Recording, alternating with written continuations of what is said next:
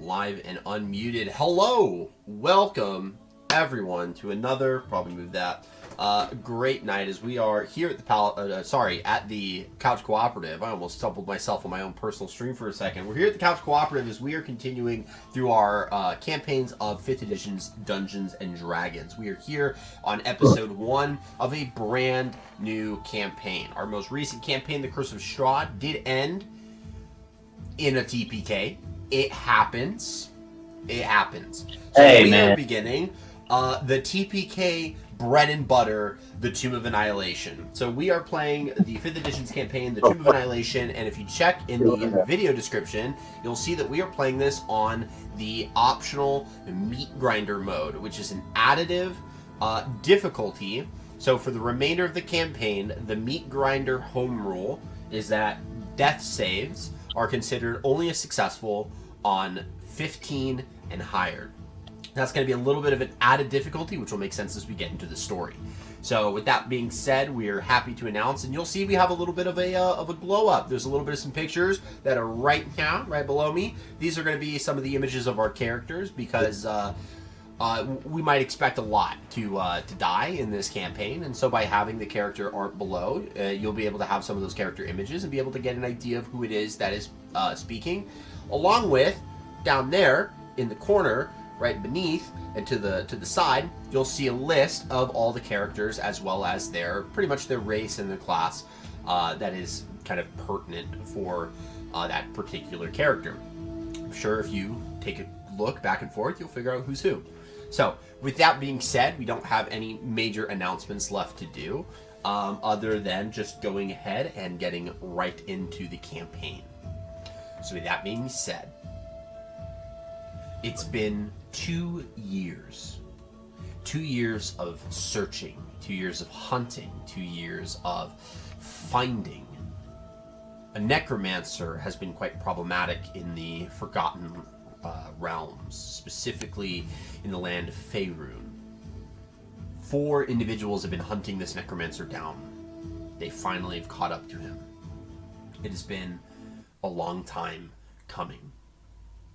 The 4 have braved their way through a small legion of undead that this necromancer has conjured as a barrier between them, an obstacle. With no time to waste, they exercise all power within their toolkit to make their way through, get through alive, and they make their way into this massive cavernous temple that's deep underground, a secretive lair. And as they begin to walk through, these 4 individuals, the first one steps up, a little bit more of the leader of the group.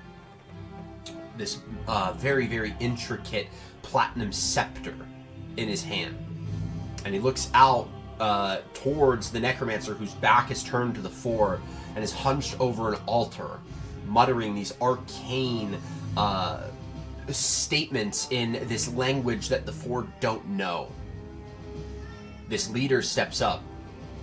By the light of the king's justice, I commend you to death. Necromancer, turn around and face justice. The necromancer, silence. And with a flick of a hand, the leader, as he steps forward, is gone. The other 3 behind him kind of look shocked. One, this massive warrior with a massive greatsword strapped to his back, turns and goes, "Did he just..."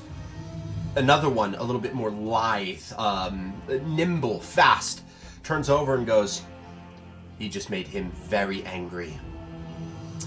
"Very well. We'll have to play it safe until he returns."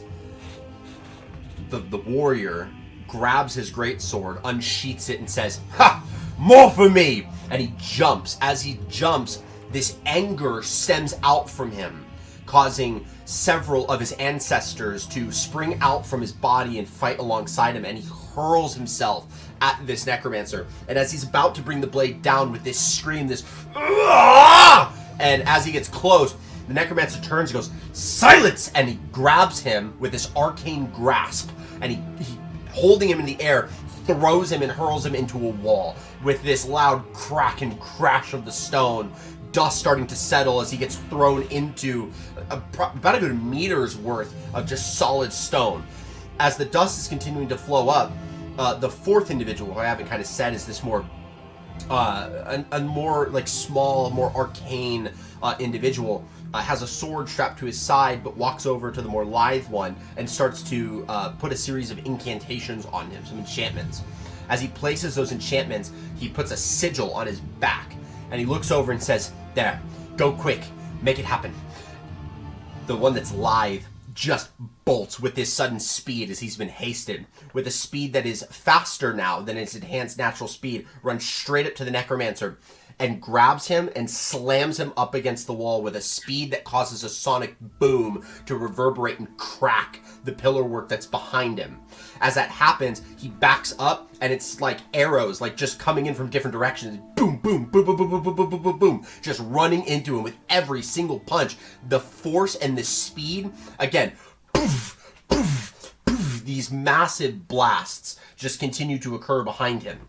As that happens, there's this repulsing like blast that sends him flying backwards. He catches himself on his feet, and so as he's like kind of holding himself, he just slides back over to his companion, who at that time unsheaths a sword of pure water and starts to run up before he takes it and like whips it around at him. He whips it and it connects, and with this sword of it's just a blade of water that he pulls out of this gourd, and as it flicks and wraps around, it grabs the necromancer by the throat and he hurls him forward. As the necromancer comes flying out of this hole that he's been forced into, the warrior flies out from the wall that he was stuck in, this great sword now changed to a sword and shield, and he catches himself directly in front of the necromancer to slam him onto the ground. As that happens, the necromancer is slammed into the floor, and he just disappears. There's this shadowy wisp of darkness that kind of surrounds them, and this you fools. You trifle with the gods, and you're in my home. They just all look together, like backs turned, just the one with his sword and shield in hand is just slamming his shield, like, "Come out and fight us!" As that happens, the necromancer appears, and he goes ahead and casts one spell, and he just goes, "Stop!" And with that, he casts a time stop. With the time stop cast, all these heroes are stuck in place, waiting to move, time itself suspended. As it happens, this arcane portal begins to glow in an area that's within the time stop, but seemingly unaffected by it. What comes out from it is this massive plume of flame that goes straight towards the necromancer, that encompasses him and causes him to drop the time stop. As that happens, what comes forth from this portal is this massive gold-scaled dragon that flies in from this portal and grabs onto the necromancer with one massive claw and throws him into the wall before basically slamming with a loud thud and then just blowing another plume of smoke directly on top of his body. The necromancer can't withstand the heat of the king's wrath, and he incinerates. As he's incinerating, the dragon begins to revert form from this true polymorph that he's placed upon himself, and a yellow-skinned tiefling stands in its place. I'm sick and fucking tired of everyone banishing me upon sight. It is getting annoying. The warrior goes, "Ha, but buddy, we would have half as much fun if you were just able to transform from the beginning." Anyways, we have to make sure that his work is completely expunged. Burn everything. And so they get to work. They find all of his records. They find all of his materials. Everything that's in this lair, they destroy. For his work is too dangerous. It must stop. But what they fail to understand is that necromancer was a simulacrum. And so in another part of the world, Necromancer goes, they found him. Very well. They are too late. And that was 20 days ago. 20 days before a blight has befallen the land of Faerun. A curse began to affect those who had been resurrected from the dead. Their bodies withering and decaying to return them to a death that they once denied. The grave screaming for theft, demanding its judgment. The clerics have been unable to figure this out. The temples are completely caught off guard. And those who are intrigued by the arcane have begun to study this death curse in earnest. For the past several days, the talk of the streets and the taverns has all been about this so-called death curse. A wasting disease. Victims grow thinner and weaker each day, slowly but steadily, sliding towards the death that they've denied. When they finally succumb, they can't be raised, and neither can anyone else, regardless of whether they've ever received that miracle in the past. Temples and scholars of divine magic are at a loss to explain a curse that has affected the entire region, and impossibly the entire home. But that's not truly where we begin. For our story actually begins in the hands of another 4 individuals. And in fact, if I can have my players roll a d4 for me, please. Just a flat d4. And tell me what it is that you've rolled. Oh, okay. I got my number. I got my number. Okay. I'm going to call you by your player names as of right now, so we don't show off who's who. So Nick, what did you go ahead and roll? 2. You rolled a 2. Katre, what did you roll? A 1. A 1. Dave, what did you roll? A 4. A 4. And then Omar. I got 3. I rolled a 2. You rolled a 2. Oh, okay. Okay. So our story begins in the hands of a man. He holds a scroll, a small scroll, like a parchment scroll in one hand, that has an address on it in the city of Baldur's Gate, where the 4 of you are. It is dark because it is raining. It is about noontime, but the darkness, it's kind of, when I say dark, more of like a darker, dim day with heavy rain that makes it difficult to kind of see long distances out. This individual walks up to a mansion, the address that was given to him. He checks to make sure that the street numbers match before confirming that this is probably the location that he is meant to be. Because as you see, you've all been invited to the home of a Sindra Sylvain. Hello, little Poos. I appreciate your presence. A retired adventurer and a merchant. A uniformed attendant is outside the gate of this grand building. And this man walks up to this attendant, who kind of looks at him before checking a small list and then opening the gate to allow him entry into the small little courtyard. As he journeys into this little courtyard, he walks past a fountain and a hedge garden before arriving at the large doors, the main doors to this building. This individual, again, just takes a small look at just this scroll, remembering what it is that is inviting him here, what he is being called to do. And he sees another individual up at the doorstep who turns around to look at the individual who's walking up behind him. And to describe what the individual at the doorstep sees, Katre, if you could describe your character, you are our starting individual.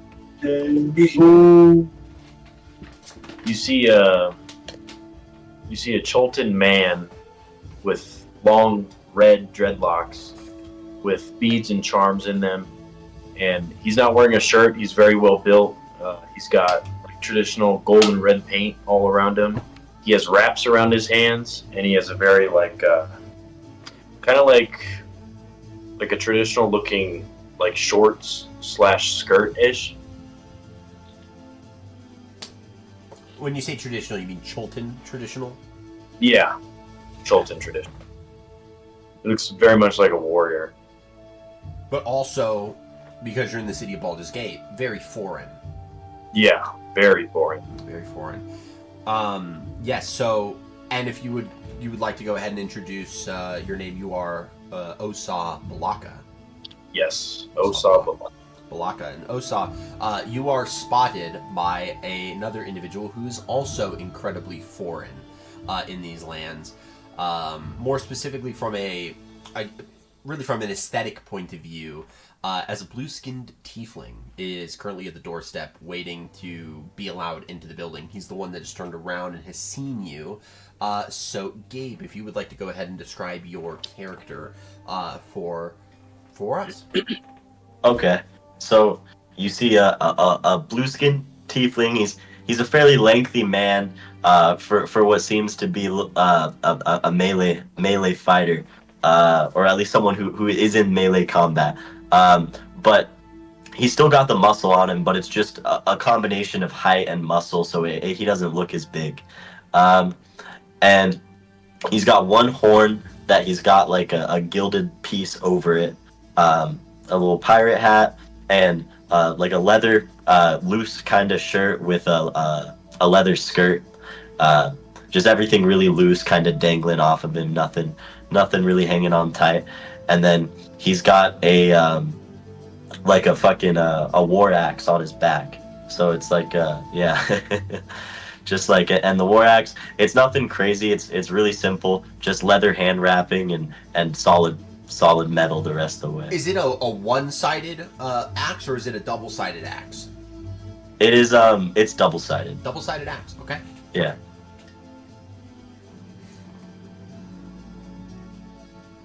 The two of you are waiting. Yeah, the two of you are waiting to be allowed into the building. You've already knocked Sirthos, our tiefling barbarian. You've already knocked on the door and haven't gotten an answer just yet. And so you're growing a little impatient. You kind of expected a little bit more of a swiftness or promptness for your arrival, considering the gravitas of your hiring.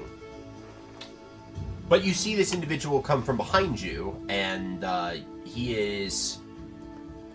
You the two of you were able to really get a gauge of each other as being very stoic and martial warriors. Sure. Can I say something? Yeah, absolutely. You know, you leave the damn sea and you still can't get away from this water. I mean, open the damn door already. Alexa, turn lights to 1%. I presume that you also got the invitation for Syndra? I got a invitation. Yes, I'm Sirthos. What's your name? Forget. Well, the voice is getting there. You can call me Osa. What? Ford, stop that. Osa.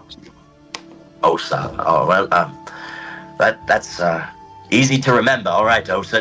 Nice to meet you. Greetings. How long have you been standing here? Well, not that long. You didn't get here much longer after me.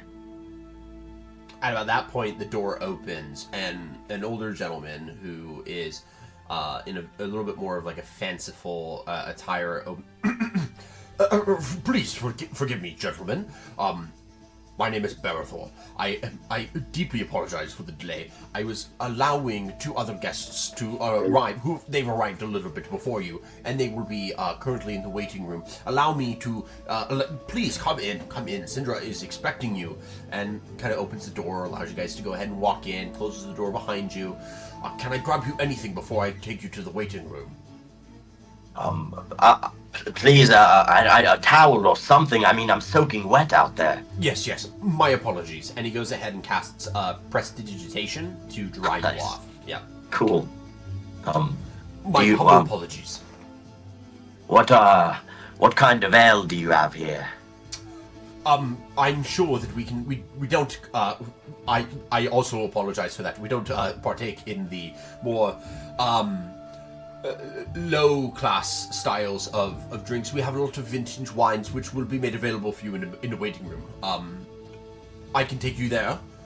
I hope a wine is okay. Wherever that is, bring it to me, or bring me there.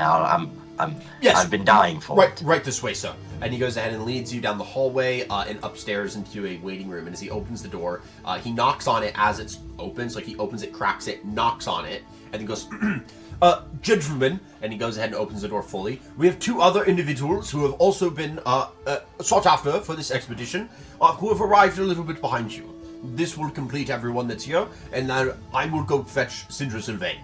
You may feel free to partake of the snacks. Please get yourself acquainted. I'm sure, and as at that point you all have kind of fully walked into the room, I'm sure you all will have a lot of discussions to be had and a lot of things to do together. So now's a good time to get to know each other just a little bit before Syndra's here.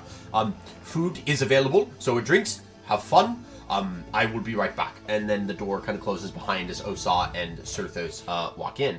And because we had 2 individuals that tied on their roll, if you 2 want to go ahead and you can just decide who goes first, but if you just want to describe who you are and then introduce your character, and then we'll do the other one, and then we will go ahead and basically give you guys the opportunity to talk as a group and introduce yourselves. I'm gonna jump in because pretty much once the guy that was introducing the 2 party members to us, once he gets them in the room and everyone's in the room and they can see us, my character Luthiel is gonna stand up and he's gonna puff his chest out, all proud and mighty, and he's gonna look at the 2 new arrivals and he's gonna go, so you guys will be the one to witness my greatness. Thank you. And he's gonna make a toast with his drink and he's gonna take a sip. And you guys, you see an elf who's got all the stereotypical pointy chin, pointy ears, pointy nose, and he's got white hair, but you can tell that it's not naturally white. He obviously used something to get the white coloration in it, and it's all slicked back, and it's tied up into like a Ronin sad boy bun. Okay, nice. And he's got all your typical adventure swag on. Super crazy. Can I say something, or Omar, do you want to describe your character first? Sure, I can describe my character. So you see a younger human male sitting like in a chair, holding a glass of wine. He's wearing, so he has long blonde hair, but the top part is actually put up in a bun, but the rest is just kind of like out. And he's wearing like a white, I would say like a normal like white kind of blouse you would see like a person wear, you know. He's also wearing like brown pants with brown boots, and yeah, he's just sitting there, kind of minding his own business, drinking. Okay. What's your name? Omar? Oh, sorry, it's Stuart. Stuart. Okay, Stuart. And then Nick, what was your character's name? I don't know. You gotta ask me. Okay. Well, I'm gonna. Oh yeah, true. I guess yeah. I'll walk up to Nick's character. This half elf, cocky half elf. I'm gonna. High elf. Full elf. Sorry, this high elf. High elf. That's why he's cocky. I forgot. I'm sorry. I'm gonna put my left hand on his shoulder, say, "Oh, well, it looks like you're still fool enough to believe in hope." And then I'm gonna grab his drink from his hand and take a sip from it. Okay. He Downs it, and it's like you. So, do you have like a smell to you? Being a sailor, like I don't know how well the hygiene of sailors are. Is there it's- like It's not great. I mean, I'm not opposed to hygiene, but let's you just don't get a whole opportunity when you're on the ocean, so it's like Exactly, When yeah. was the last time you were able to really clean yourself? I basically just got off what feels like home since I'm a sailor, you know. Yeah. I'm on the seas, so I probably wouldn't have. You got a been little bit taking- of a musk then. Definitely, you know, my Yeah. armpit hairs. It looks like it's knotted and everything. Yeah, Like so there's, this you know, this blue skinned tiefling walks up, and he's got a sailor's vibe. Like he looks like a salty sea dog, and with a little bit of a pungent musk, grabs your drink, drinks it while having a hand on you, and he downs it. He downs that drink quick, and then hands you back the glass. Is there any more? Where can I get more of this stuff here? I'm gonna reach over and kind of peel your hand off my shoulder, and I'm gonna say, the only hope that I have anymore is that you never touch me again. And then I'm gonna take a step back from your character, and I'm gonna reach out a very limp hand, and I'm gonna go, Luteal. Well, as long as you're not touching any of the liquor, don't worry. I won't put my hands on you again. And then I'm gonna As he says that, I want to put my glass down. Yeah. He takes his glass and just like hides it behind him. Yeah. And then I'm gonna turn to Catray's character, and I'm gonna say, and you, I'm Luteal, and you are. You'll see Osaw's. He doesn't sit down, so he's just standing there with his arms crossed, Now you can sit. and he looks super serious. Oh, But he'll look at Luthil, and my name is Osa, and it was the thing I wanted to ask, kind of all of you guys. In terms of your kit, what do you specialize in, if you don't mind me asking? Oh, only the most brutal, scallywag kind of combat you've heard of. So you were a pirate. Well, I don't take. I just recollect what's already mine. And you do see this massive, double-sided great axe, this war axe that he's got on his back. So he definitely looks like he's a bit more of a in-your-face kind of guy. I'm gonna take my axe off. I'm gonna take my axe off my shoulder and kind of like toss it. I'm gonna toss it to Osa, just really fucking brazenly, just like catch it you with want to one see hand. what I do, like here and Yeah. fucking. Osa, go ahead and make an athletics check or a dexterity check at disadvantage. Your choice. I'll do Dex at disadvantage. Okay. wait, what? It's gonna break through the floor, dude. What are we dex checking? I got a 10. A 10. Yeah, so he hands it over to you, and you almost catch it in your hands, and because of the suddenness, you weren't fully ready for it, and so a part of it drops. The side that has the actual axe head starts to drop, but because there's a flat side that's coming down, you take your left foot and you smack it real quick to kick it back up so that you can catch it better. And you hold on to it and are able to grab it without it dropping. Oh, that was a mighty great catch there. Oh, that was good. Oh, they muted. You guys are muted. You guys are muted. You guys muted yourself. Nick, you're muted. You're I don't muted. know if they can hear us. Yeah, no, they can. They're not deafened. That would have been bad. Thank you, Wait. little icon. Yeah, you're good Yeah, now. There we go. Yeah. You guys can hear us or no? Yeah. We didn't hear anything you guys said after I spoke. Okay, no, yeah, we're good. We're good. Okay. This weapon is well forged. Why did you get it? Well, it was the first one I found. So you stole it. Are you sure you're not a pirate? Well, no, I didn't steal it. Can you steal from a dead man? Well, technically, yeah. I would say You- so. What rights does an object belong to a man in this world that has gone on to the next? I believe it's fine to take property from the dead as long as you remember them in the weapons. So if a king dies, would you take over his kingdom? You know, since he has no rights anymore. Well, I'm not one to run a kingdom, but I will take the gold from his pockets. I agree with him there. You know, I might pretend to be king here and there, grab a few things I like, but that's a lot of responsibility there. Am I in a group with criminals? Is that what I'm hearing? You steal from dead bodies and smell like the ocean and among other horrid things. No, Your you're stink just, is in here, and It's all you just talk those- about is money.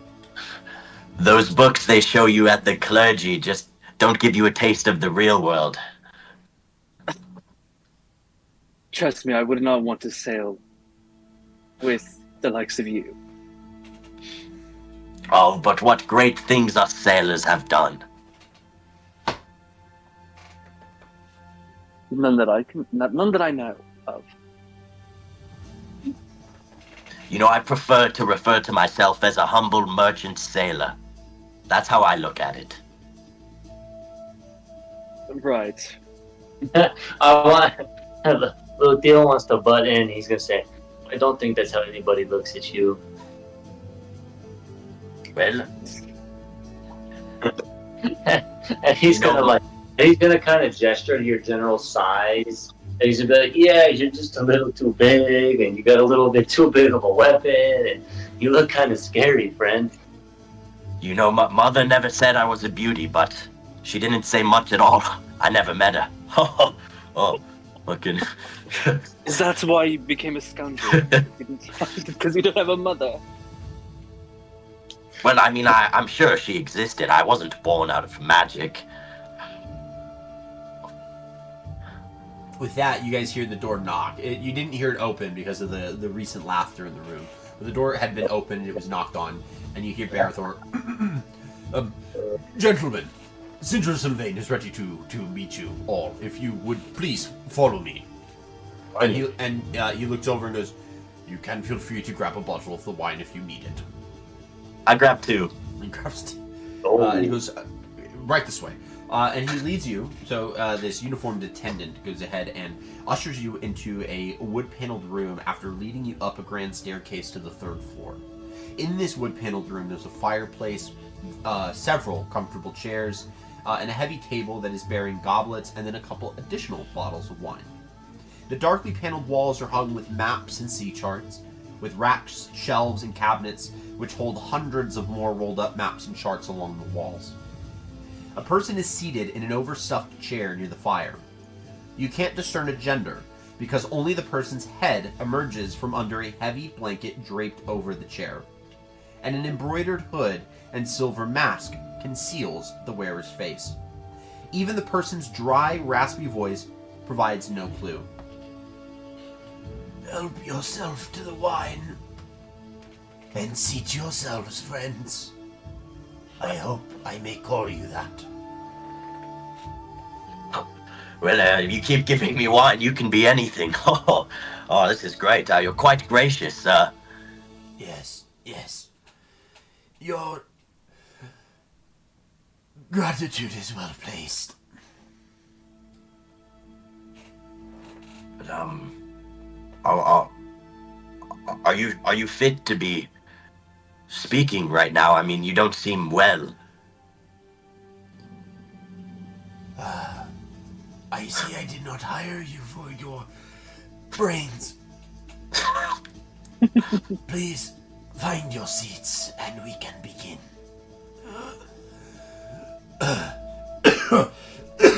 And just starts coughing a little.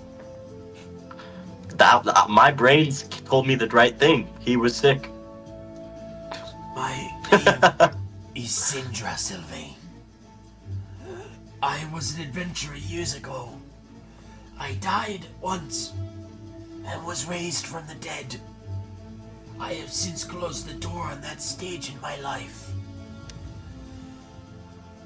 The death curse, which she says with like this venomous animosity that you've heard of, has struck me, and I don't know how much longer I'll last before I perish. Clerics have offered no help. They're stymied by what is happening. I have contacts in the Harpers. I have learned that the cause of the death curse is a necromantic artifact that is known as the Soulmonger. According to their sources, the Soulmonger is somewhere in the lands of Chult. A peninsula ringed with mountains and choked with rainforests. Enormous reptiles, savage goblins, and an army of undead prowl its jungles and ruins. Mapping the place has always been nigh impossible, and nothing is known about the region's current geography beyond a few miles from the coasts. Working from dozens of sea charts, logbooks, and explorers' journals, I assembled everything known about the current state of Chult into one map. And she hands that map over to you, which, Katray, is the handout map that's inside of your edition of the module that you have. It is the blank map. So that hexagon-shaped map that has all the white blanks in it, that is the only known cartographed map of Chult that is available. It looks like that. That is the type of map that she hands to you. The coast? Has no one been on Chult? There are many that are at Chult, but no one survives too long on the inside of the island. Has anyone come out alive? A few. It's hard, very difficult land. And what do they say? Death awaits. I will not lie, it is a dangerous land. And I have hired you to help me solve this death curse. This death curse in Chult. When you're ready to depart, I will teleport us all to Port Nyanzaru, the only major settlement in Chult. I've been there several times before, so there's little chance of mishap. Once there, I'll stay with a friend named Wakenga Otomu. He's one of 7 merchant princes who rule the city. Though I know you probably have questions before we leave.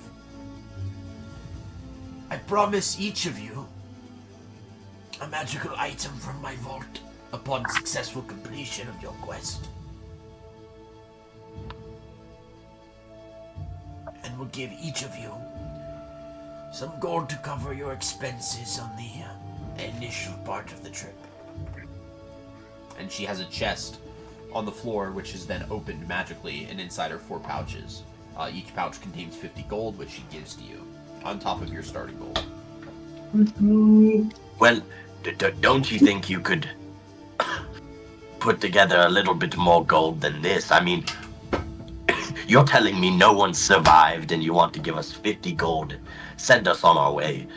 You know what? Can I give this guy advantage, bro? I want to butt in too. I'll be like, yeah, what would you expect us to buy one meal with this gold? What is this?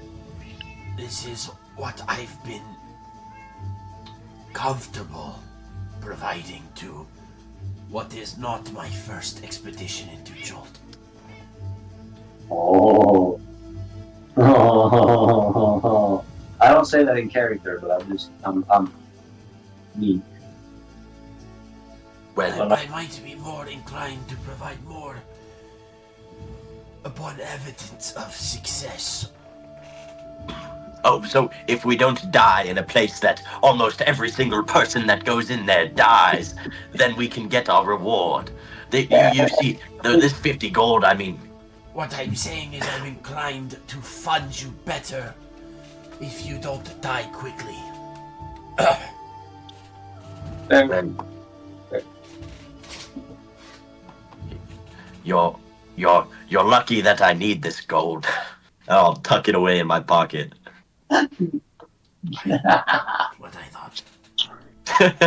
Am I being too much, Ethan? Do I need to chill out? You're good. You're good. Okay.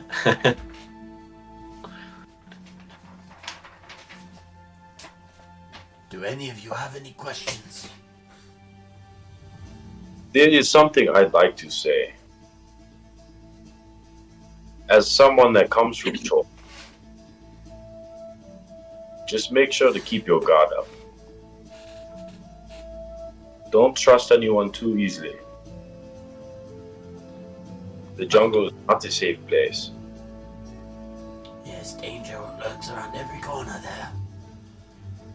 And we shall see if you can make yourself useful, more so than others. It continues to kind of cough. What's up? What's up? Well, Good. That would be cool. uh, Don't trust Ulta. That's what you said. You said don't trust anybody. Don't trust him. wait, are we going to Port Nianzuru, Ethan? Yeah. Yeah, she'll teleport you to Port Nianzuru when you're ready to go. She just is giving you room to ask questions before she teleports you guys. I thought we were going by the I've got one more question. teleport. How often do they do the dinosaur races in Port Nianzuru? They do them quite often. It is a local source of entertainment.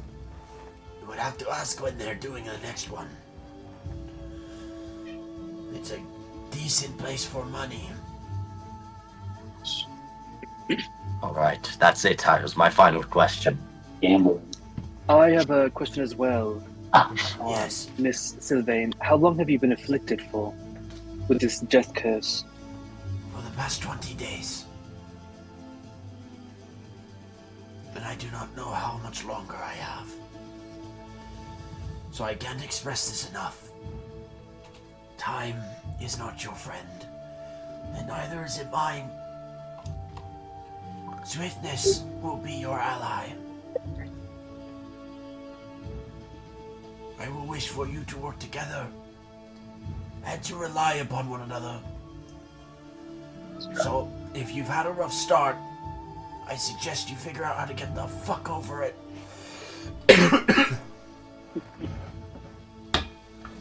Can't tell you how much a raspy voice is really hard. Does anyone else have any questions? I have one question for you. Yes. I've never done teleporting before. Do you have any tips? Yes.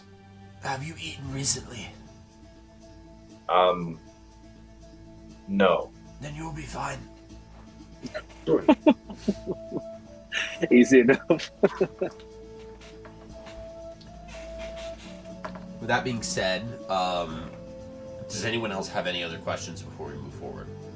No, I just want to take one last drink of wine.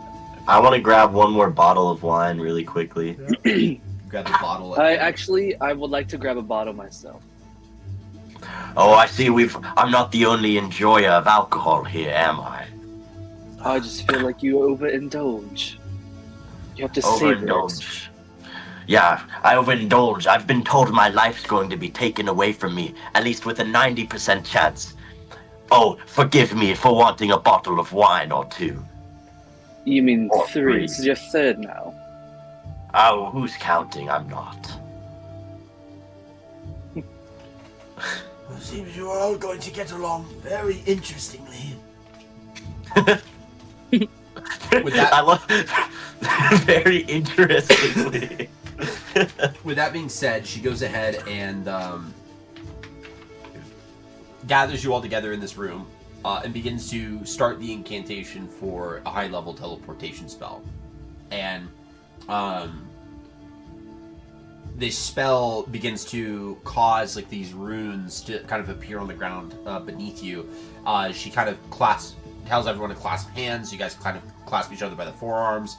And as the runes begin to glow brighter and brighter, this light, this almost like cylindrical beam of light in the center, begins to kind of grow in size and swell, and kind of throb in its brightness. It begins to get blinding before immediately all of your senses are kind of overtaken by the what would be the conjuration, because that's what technically these are. The conjuration from you being in one location to the next. And you appear in a tropical city under the blazing sun. The familiar sounds of a harbor, creaking ropes, slapping waves, heavy barrels rolling across cobblestones, mingled with voices that are shouting and cursing in an unfamiliar language that's filled with clicks, inhalations, and sing-songy words that make it sound almost musical. The aroma of unfamiliar spices and tropical fruit mixes with wharfside smells of fish, tar, and even canvases. Beyond all of that, Port Nyanzaru is an explosion of color. Buildings are painted in bright shades of blue, green, orange, and salmon pink, or their walls are adorned with murals portraying giant reptiles and mythical heroes. Every building sports baskets and clay urns of colorful flowers or is draped in leafy, flowering vines. Minstrels in bright clothing adorned with feathers and shells perform on street corners, with multicolored pennants and sun awnings that flutter atop the city walls. A crowd of children dressed in feathered hats and capes race past you, squealing in delighted terror as a street performer costumed as a big-toothed lizard stomps and roars behind them.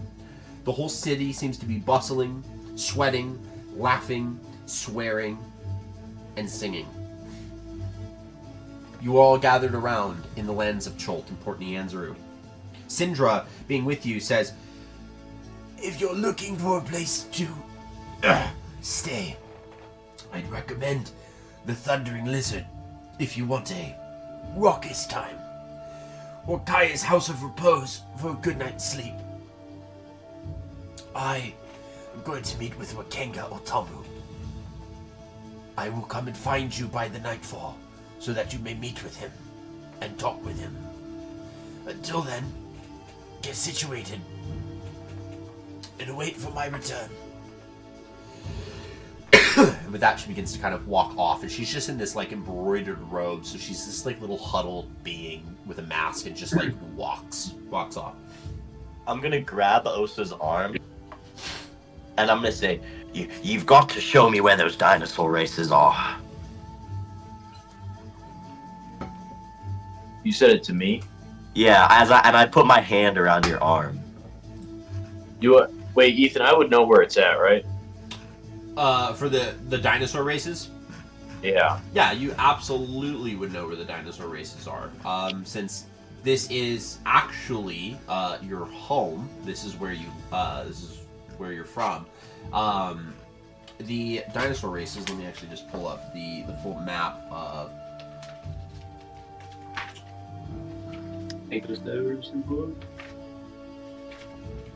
This real fast.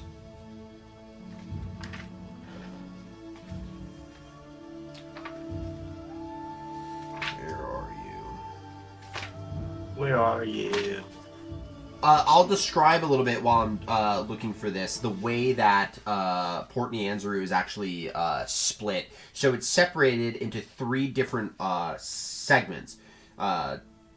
Well, technically it's like 5 or 6, but 3 major ones. So in the interior of the city, you have the Merchants Ward, which is where all the merchant princes live. So that's kind of like where the nobility are in the Merchants Ward. You have the Harbor Ward, which is where you're at currently. And then you have the Market Ward, which is where all the shopping and then all the temples and all the other things are located at for the most part.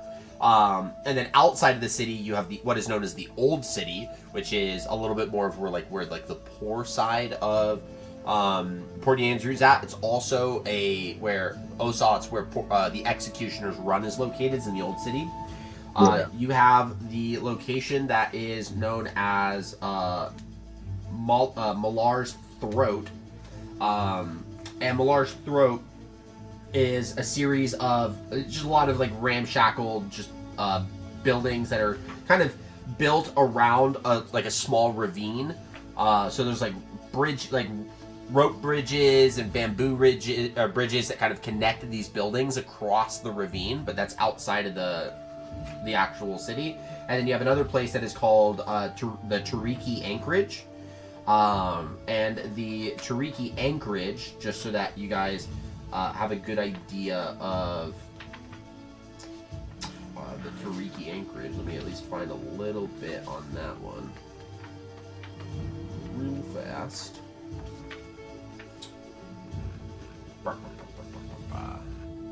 There's so many places in this place.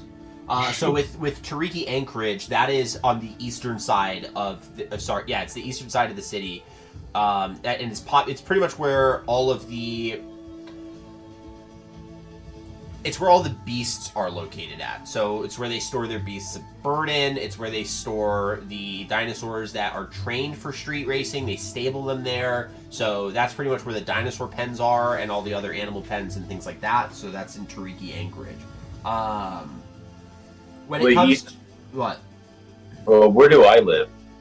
You would probably live either in the old city or in the harbor ward. It depends on whether or not you would want something a little bit more quieted, or something that's a little bit more lively. Definitely quiet. So that would be in the old city because it'd be outside the walls. Okay. Yeah. And for the dinosaur racing, Tariki Anchorage is where you would go to kind of get started and get involved in all that. But they race the dinosaurs throughout the streets. So they clear out the streets. It's kind of like prepping for a parade. So they clean out the streets and then have it set up so that they can do the dinosaur racing and then start sending dinosaurs on these preset racing tracks that are throughout the actual city. So the races, they don't happen every single day. They have race days in which typically there's about 3 races. Those races, because you're from Port Anza, you're Chultan. They have one for 4-legged beasts, one for 2-legged beasts, and one that's like a no-holds-barred, just this unchained race in which many of the dinosaurs that are involved are juveniles. They can be difficult to ride, and it allows for a little bit more of some. Someone's riding them? Yeah, it allows a little bit more danger, but the horns and the claws are blunted so that people don't get slaughtered. Fuck, dude. If only we had someone who could tame animals, dude, we'd fucking get our own dino for the dino races, dude. Is today a race day? Osa, today does not look like a race day as you're kind of getting an initial look around, so... Fuck. Unfortunately, Sarthos, it looks like the race days is not today. You can tell by the roads, they usually open them up. You've got to be kidding me. Well, I better not die before I get to see those damn dinos race. Well, they do them once every... really often. At least once a day. Alright, well, I'd love to see them race. Maybe we can find our own dinosaur out there. Bring it back. Race it. Win some money. That'd be fun.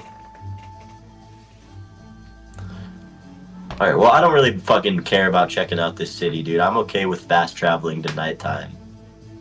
Yeah, what would you guys like to do? You do have to get yourself situated and find some place to stay. So you guys have several hours to kill before nighttime. So what is it that you guys would like to do? I'll find a place to stay. Yeah. Also, do you know the good parts? Where's the best places? Bro, Syndra literally told you. Yeah, I just was offended. So she gave you 2 different locations. There is the Thundering Lizard if you want a raucous time, or Kaya's House of Repose if you want a good night's sleep. Repose. I wrote repose. I don't care where everyone else is going. I'm going to the first one. The Thundering Lizard? Yeah. Okay. I'm gonna follow him. Okay. So Am I the only one going to the repose? Are you going to the repose? No, Thunder was cheaper. All right, I'm going to the repose by myself. bro, Osa could just go home. Yeah, he has a fucking house. Oh. Yeah. Good for you. That must be nice. Must be nice. So I mean, it's the thundering sweet. lizard does cost for a bed. It's 5 silver pieces a night, and then Kaya's House of Repose is much quieter. But for a bed for the night, it costs 1 gold. So Wow, that's yeah, that's a real nice place. yep. So if you guys have made your selections, go ahead and offer up the money that is needed to put down for the night, so that you can secure your bed. I'll pay for our beds if you pay for the booze. Okay. Oh, be careful, dude. Those drinks are limitless. Well, all right, deal. Okay. Ethan, I've Yeah. still got 2 bottles of wine stacked away in my belt. Yeah, you still have. These 2 are going to be the bottles of wine. cheapest drinks I've ever handed out. Yeah. So you guys go into an area that's located in the market ward, and the market ward is where the majority of Port Nianzaru's regular shops are located, where most of its trade folk and merchants and other middle-class residents both live and they work. The Red Bazaar is currently the area that you're in.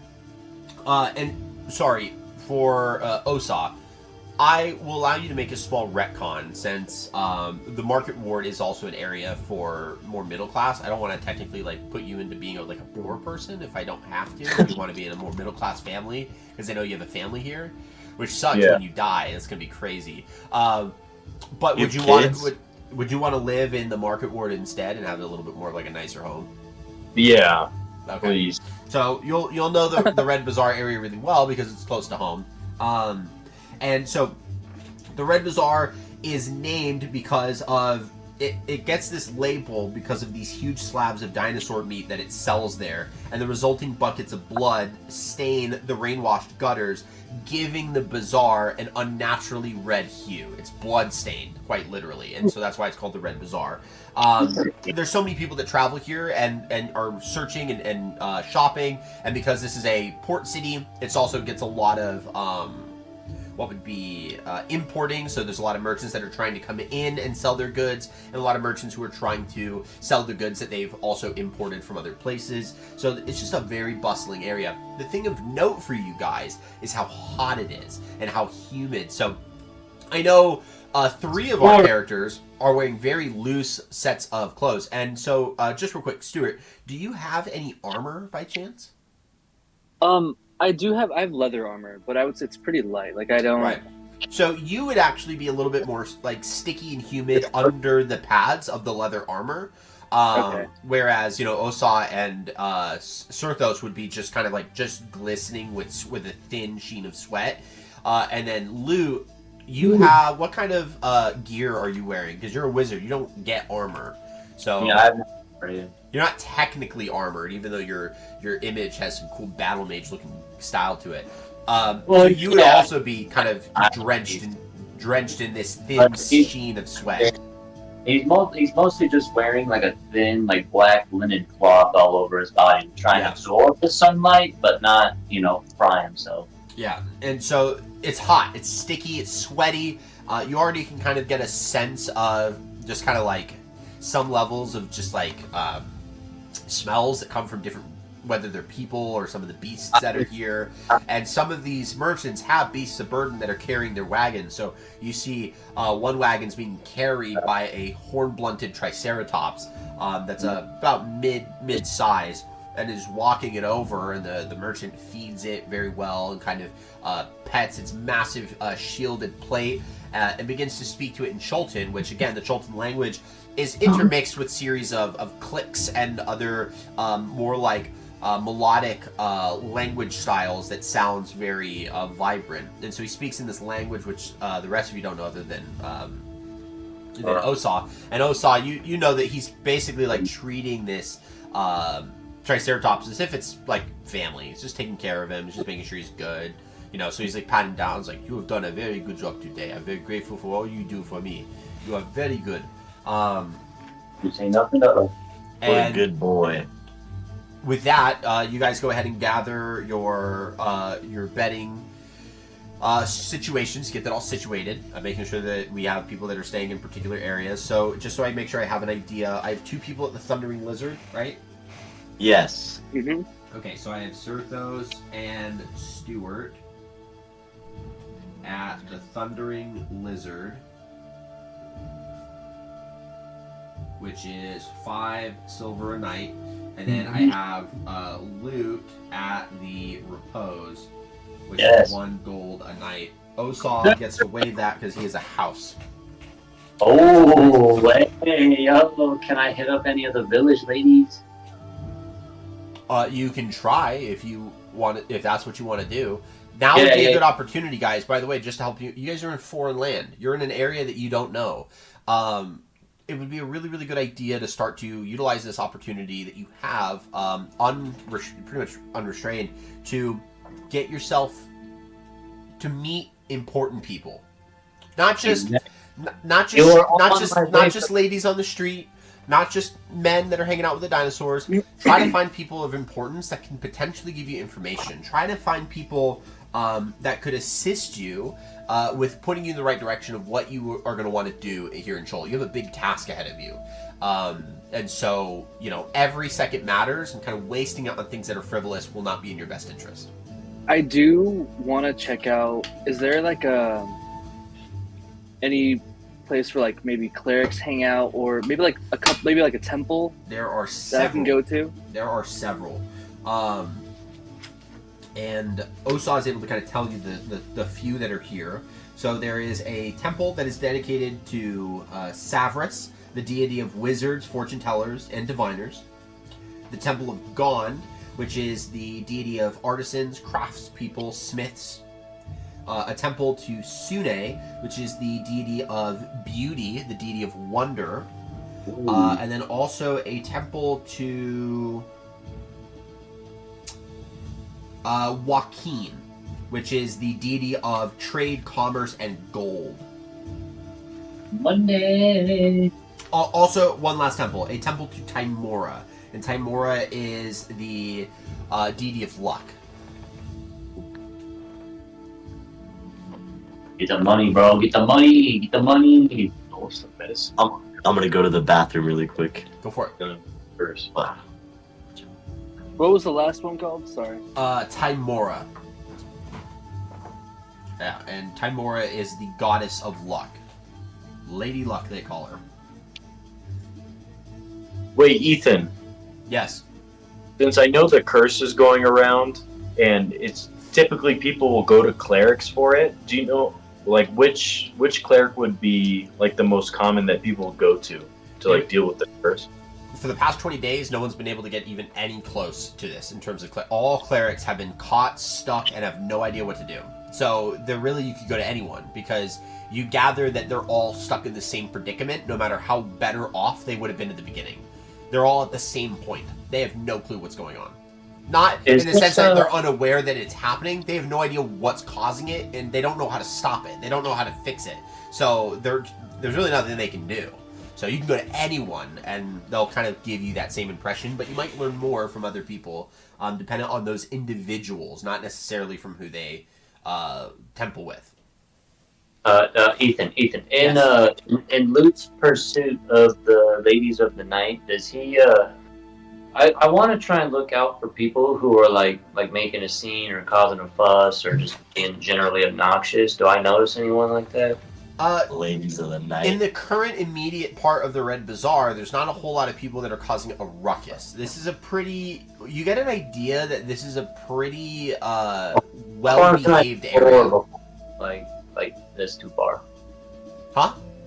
Like how far of a radius can I cover over the next hour or two? It depends on how thorough you want to search. I only want the more thorough, the smaller the range. I only want to stop and investigate something if it's like attention grabbing. If it just seems like it's nothing, then I don't want to bother. Okay, go ahead and make just an immediate insight check for me, please, before we start with that. Boy. Insight is wisdom? Yeah. 13. You get the impression, just looking around at people, that Port Nianzuru it's a very well-mannered place. So, while the culture is vastly different than what you're familiar with, you don't see a lot of rabble-rousing. You don't see a lot of clandestine behavior. You don't see a lot of skullduggery.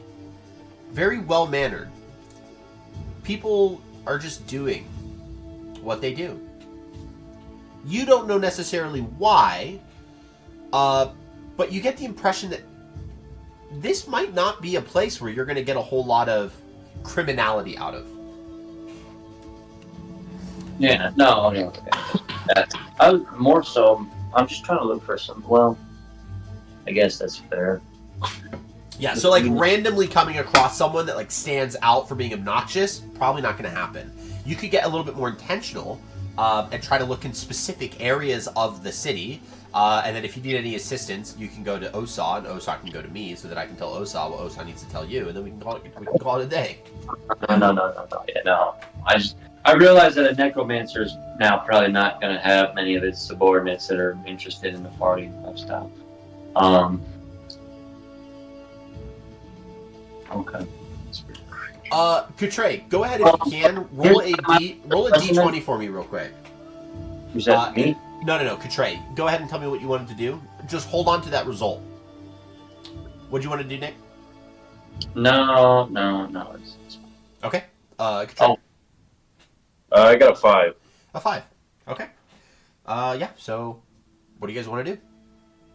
We have a couple temples that you can search out. You get several hours. I would recommend that you guys take advantage of this opportunity.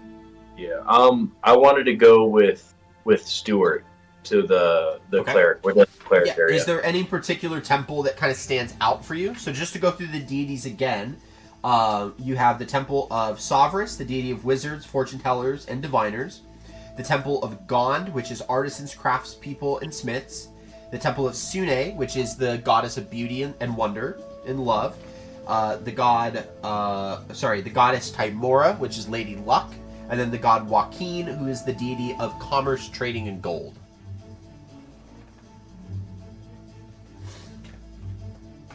I'd like to go visit the god of commerce, trading, and gold. Okay, you want to go seek out the Temple of Joaquin. Joaquin. Okay. Me and Joaquin should be on the same team. I like that. It was funny. Yeah. Give yourself the first point of inspiration for the Woohoo! campaign. First point of inspiration for. And guess what? This character is not gonna die the whole campaign. You say Timestamp. You say that. Ethan, timestamp. Well, you're gonna clip this when I die, dude, and mash them together. And he's just gonna say he's gonna save it. So then when Sirthos dies, we'll post the clip of your death, and then post this clip, and then say, "Well, that aged well."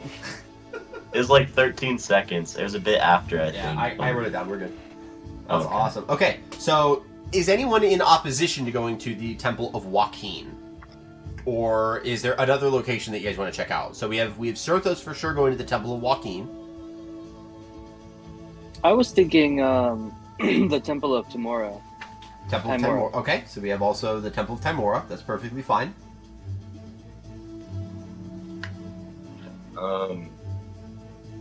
Can I go? Is there like a formal military here, or like a police force, or anything like that? There is. Do you want to Can I- go and find them? Yeah, can I go to that building, please? You absolutely can.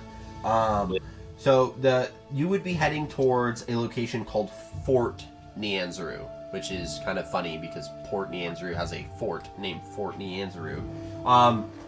So we have Loot heading to Fort Nianzuru. We have Stuart heading to the Temple of Timora. Osa, you said you wanted to go with Stuart, so are you going to the Temple of Timora with Stuart, or do you want to go with Sirthos to the Temple of Joaquin? I'll go with Stuart.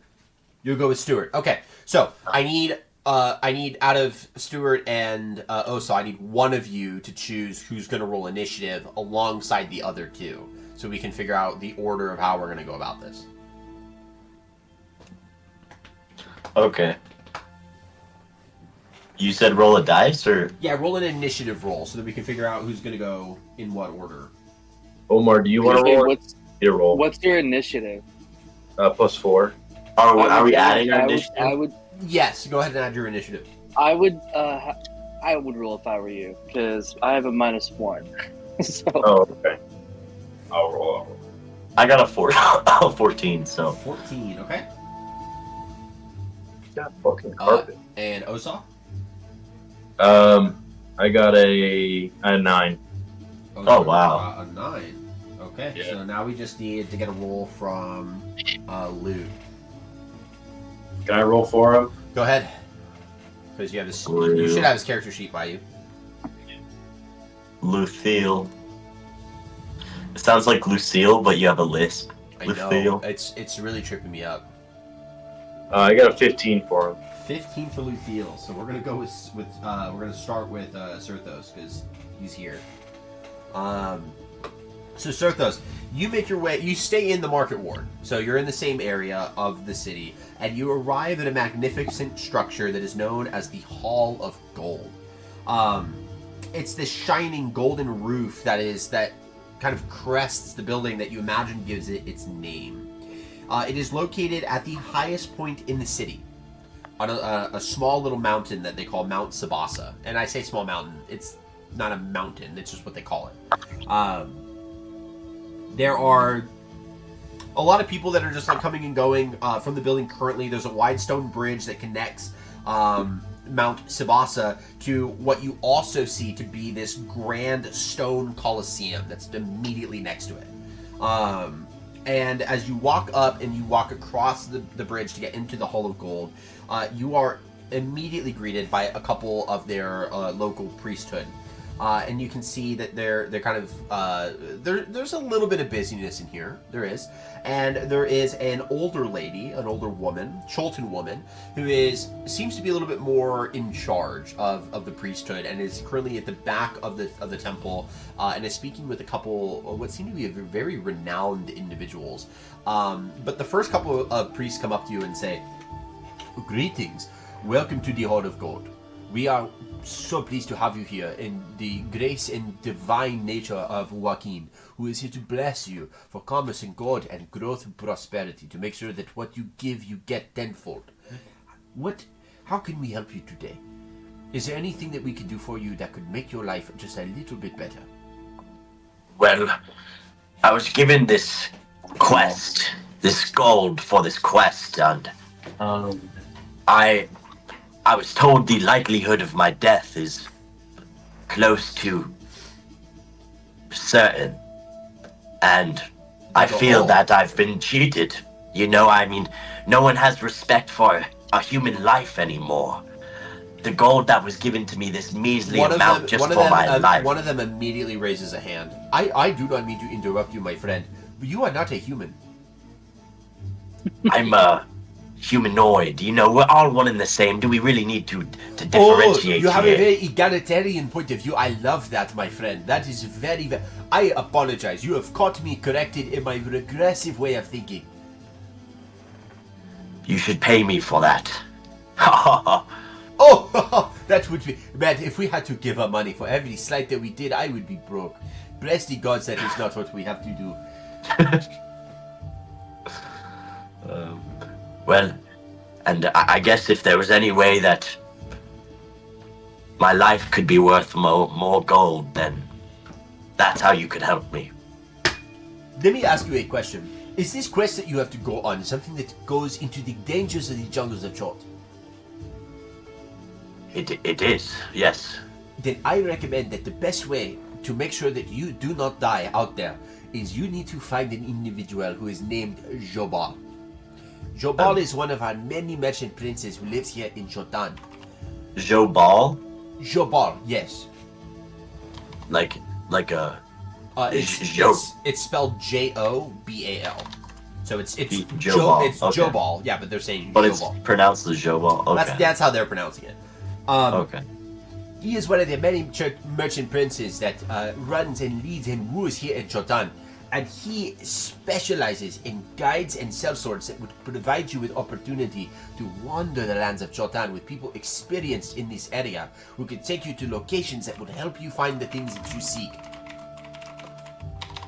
It is a bit costly, but you pay so that you do not die.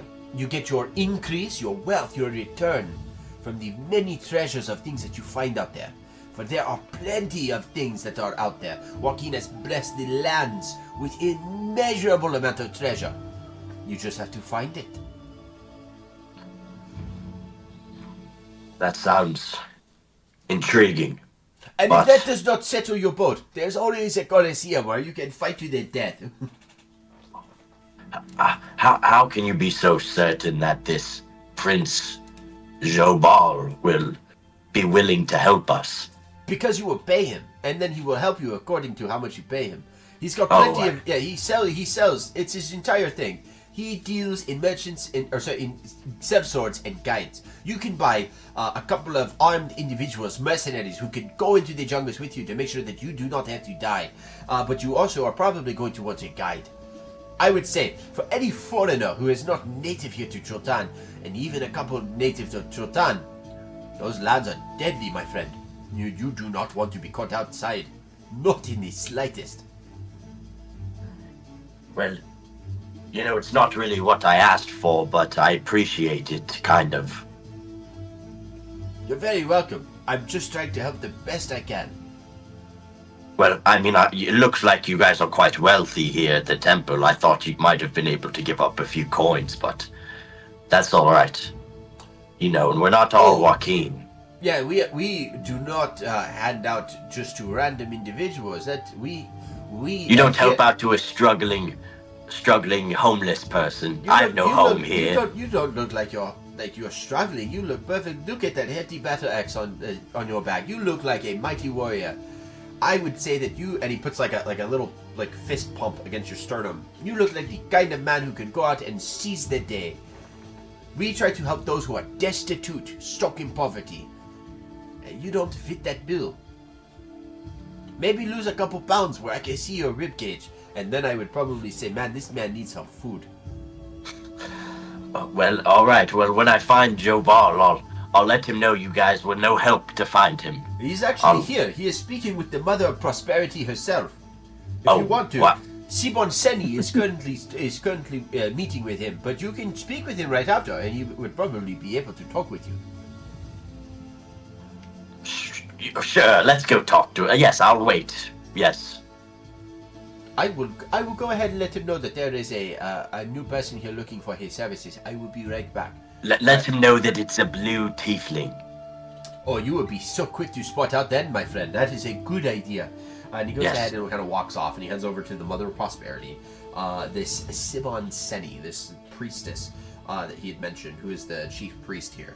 And she's speaking with a couple of the influential people, and this individual that he specifically goes to kind of meet has this. The merchant princes are going to be very, very extravagant in their dress style, so he's got a very noble Chultan garb to him that just looks wealthy. His hairline has receded pretty far, so his forehead's very, very massive. But what hair is there is this big kind of like afroed out hairstyle that connects to a very to the chin beard. The beard does not connect to his mustache, so there's this thin mustache line that connects all the way across the lip, but it does not connect to the beard. And then there's a single patch on his right chin that has a little like white patch on it. It's just very unique. It stands out. And this priest begins talking to the two individuals, does like a little apologetic bow for interrupting, and then points in your direction, and then continues to turn back around and continue to talk. And the merchant prince, Jobal, kind of turns and looks at you and kind of sizes you up a little bit, and then kind of gives himself a little bit of a nod, turns over to the Mother of Prosperity and just kind of bows for a little bit, and then hands her a pouch, and then turns and walks towards you. He carries himself very, very well, and he makes his way over to you, and he gets closer and closer. He's got a very amiable personality, very friendly, very welcoming, warm, and he walks up with his hands kind of outstretched, and he goes, "Hello, my friend. My name is Jobal. It is a pleasure to meet you. But I have been told that you are in need of assistance."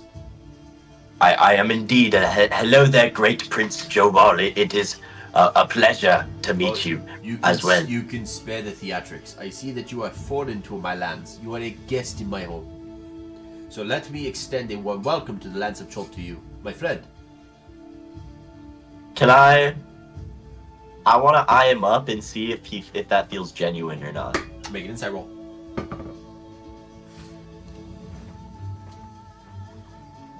Insight is wisdom, right? It is, yeah. I got an 11. An 11. It seems pretty authentic. Yeah. Well, thank you. Everyone has been quite accommodating while I've been here, so it's been great. That is because we merchant princes run Chotan very tough. I do have one measly request, Okay. and I Provide ask it. that a wealthy man such as yourself would not want to drain an adventurer here to save the world dry. But we need some help. We are trying to find an artifact. I'm not sure if you ever heard of it, but it's called the Soulmonger. I have not heard of this artifact before. We were told that it is located somewhere within the lands of Chult. And we need assistance. Me and my companions were quite close in exploring Chult. Ah, you need assistance with guides. That I can help you with. That is my whole business. How about this? You gather your friends, and you meet me at my villa. And he hands you a card, and he writes on it. He grabs like a small little. It's kind of like a charcoal pen, or almost like a chalk, like a charcoal chalk. And he writes on this little card a location, and he hands it to you. Go here tomorrow in the morning, and I can help. I will get all of my best guides together so that you can have an opportunity to meet the one that is best for you. Oh, all right. I that is quite a warm welcome. I appreciate that, Prince Jabal. Again, you can drop the formality. I appreciate the gesture, but you are a guest in my home, so please, just Jabal. If I die, will you put up a statue for me? I will not remember your name. It's Serthos. No, what I meant was I would not even remember your name. We don't know each other. So, like, if you were to die out there, I wouldn't even remember. You'll come to remember my name. Don't you worry about that. If you give me something to remember, then we can consider memorializing you when you die. Are there any princes that you don't get along with here? It's a very specific question. Do you mind if I ask why that is of concern to you? Well, I just love internal politics. Internal politics. Well, let me tell you something. When it comes to, I guess, internal politics, out of all of the merchant princes, Akini Afa is one that will bleed your purse dry. Ethan. Akini Afa. Akini Afa, yeah. So it's spelled E-K-E-N-E, and then it has a hyphen. E-K-E-N-E, E-N-E. and then it has a hyphen. A-F-A. Okay. Akini Okay, got Afa. it. Anything that you do where you want to make money or that you want to buy something from her is going to cost you an arm and a leg. I promise you, it is going to suck your purse out dry. But she does have a lot of the gladiatorial contests that happen kind of right next door. So she does result in a lot of people dying. So with that, it's less customers for me. I need people out in the jungle.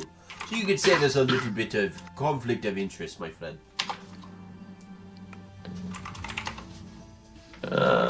Okay, well, But there is no bad blood spared between any of us merchant princes. I assure you, you find us, we are all quite amiable.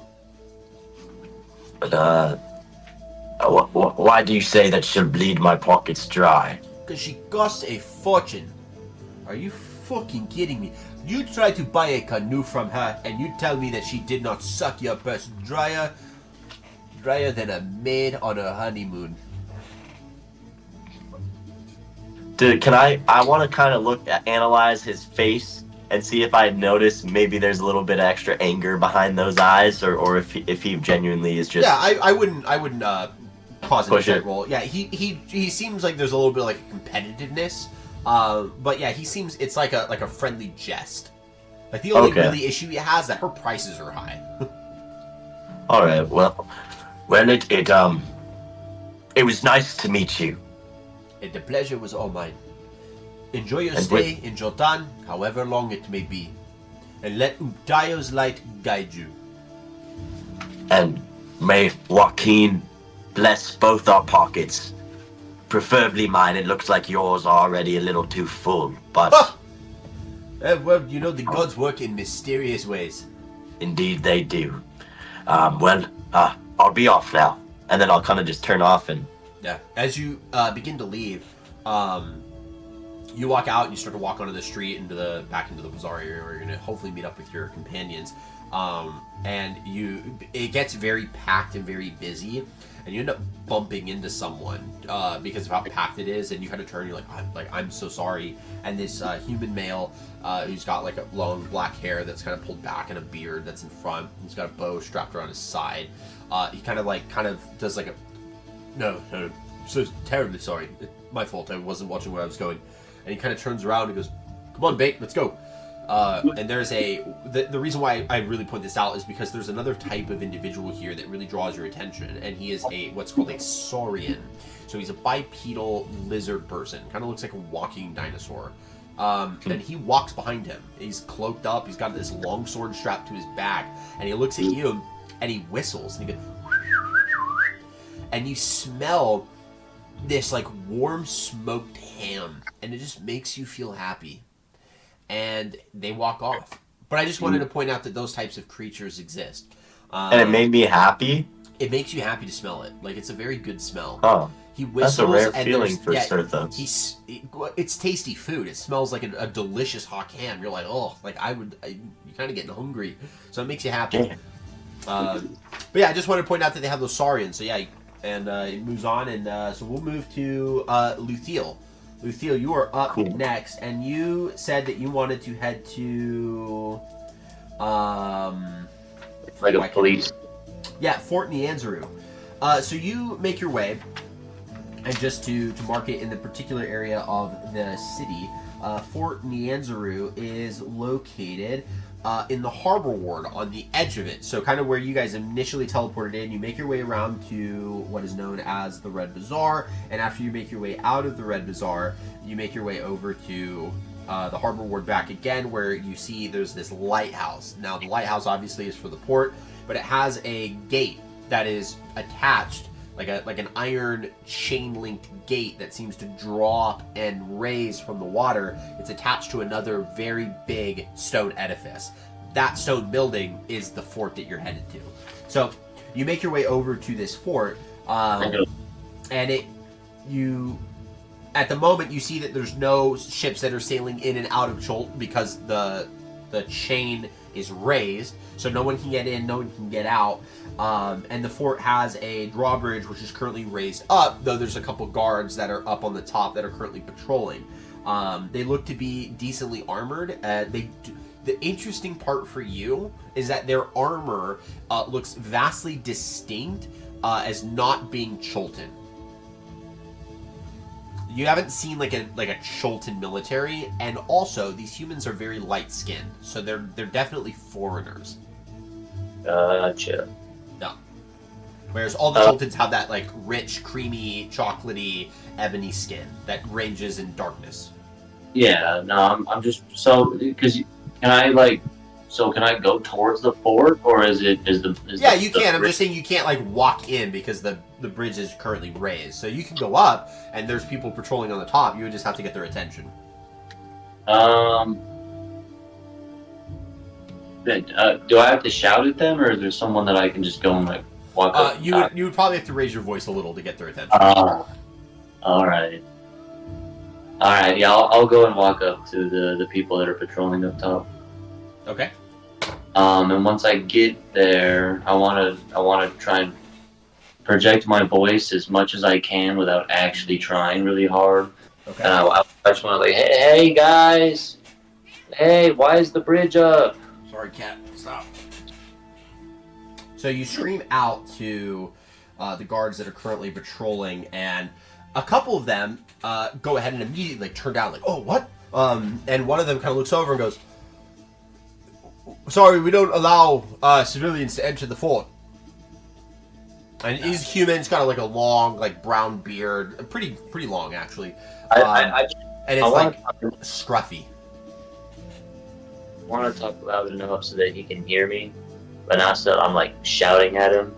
And I'm gonna say, I'm Lutil. What's your name? Brendan. Brendan, why is the bridge up? Like I said, we don't let civilians into the fort. Sorry. But I just... Can you come down and talk to me, Brendan? Is there anything I can... We're here to protect the lighthouse winch. What are you looking for? I might be able to help point you in the right direction. What are you trying to talk for? I'm just looking for the general guard of the town. I had some questions for them. Yeah. I assumed it was you. No, so Chult's a little different. You're not from here, right? You're from... Where are you from? Not here. Right, obviously. So, a lot of places will have like a city watch, city guard kind of thing. Chult doesn't really do that. It's so the government here is actually 7 people. It's like an oligarchy of merchant princes that are just so wealthy that they kind of run things and they make things go well. Their bodyguards are like the employed city guard of Chult. There really isn't much else after that. We're a bunch of... we're just trying to make some money, man. So we get hired by Waterdeep's military. You know, we're sellswords. And we basically got contracted for an extended period of time to serve here and to literally just watch this light guard winch. We just got to make sure this thing does not get taken. Is the lighthouse? Sorry, Lucio's kind of he's like chuckling up at all this. Is it owned by Waterdeep? It's funded by Waterdeep. Is there something important in there? Well, yeah, we don't want to lose on Port Nyanzaru, so like ships being able to get in here is actually like a really big deal. You know, trade, commerce, all that fun stuff. We just got to make sure that, like, you know, no one takes this winch, because, like, if this winch is in the wrong hands, then you can't drop it, dude.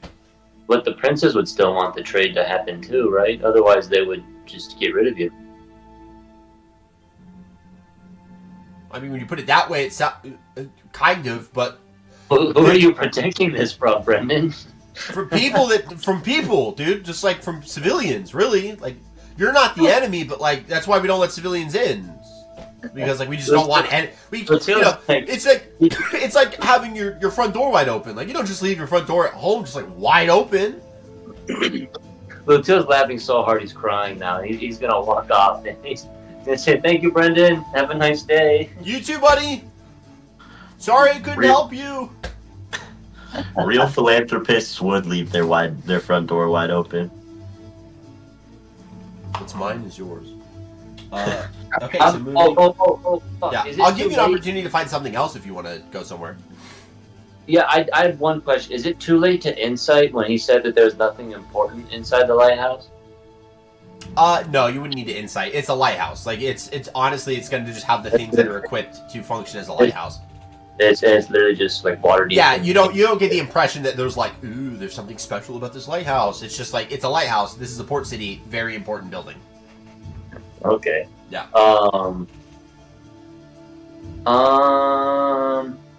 Well, okay, wait. So if that's the lighthouse, then is there like the dockyard close by? Can I see the dockyard anywhere? Do they have like one dockyard, or is there like multiple big port areas? There actually is multiple docks. So when I say that there's multiple docks, what I really mean is that there is the traditional dockyard, and then there's an area that which we can get to a little bit more.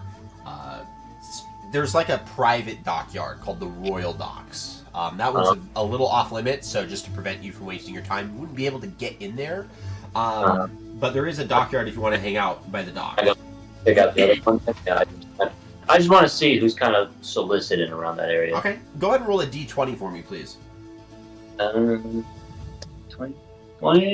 Hey, baby, 19. 19. You rolled a 19. Okay. Go ahead and roll a d10 for me. I believe. Hold on. I mean, I can say it.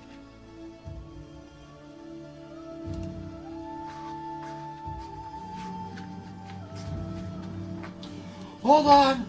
There's so many charts.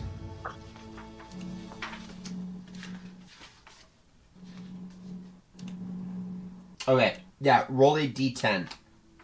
Lucky number 7. Lucky number 7. Okay. Okay. So, as you are walking onto the dockyard, you walk around and try to get an idea of just kind of the people that just gravitate here. You actually are sought after by an individual, a little bit of like a kind of like a shy, sheepish guy. Human. He's a human, a Luskan male. And he walks up to you, and he's got kind of like a small set of leathers on. He carries a bag that has several scrolls that are kind of sticking out of it, and he's got a hood. But that hood, underneath that hood, you can see these little tufts of like very curly and fluffy, curly black hair. He looks a little young, and not like youthful, but younger as an adult. But he's clean shaven, and he walks up to you and he goes. Excuse me, sir. Might I grab just like a quick, briefest moment of your time? I'm gonna be a little bit like flattered, like, oh yeah. What can I do for you? Great. My name is Lyric Dashland. I work for a bigger group known as the Lord's Alliance. They're out in Faerun. I'm offering a bit of a trade. You look like a kind of guy that could help me with this. You see, I have a sailing ship that I'm willing to part because I need a map. I need a map of Chult that shows the exact location of the ruins of 2 different cities that are fabled to have been lost in Chult. I represent some of Waterdeep's more wealthy interests in navigation and expeditionary. I'd be willing to trade an entire sailing ship for that map if you were capable of getting it to me. Lutiel's gonna have one eyebrow that just like shoots to the moon. He's gonna like,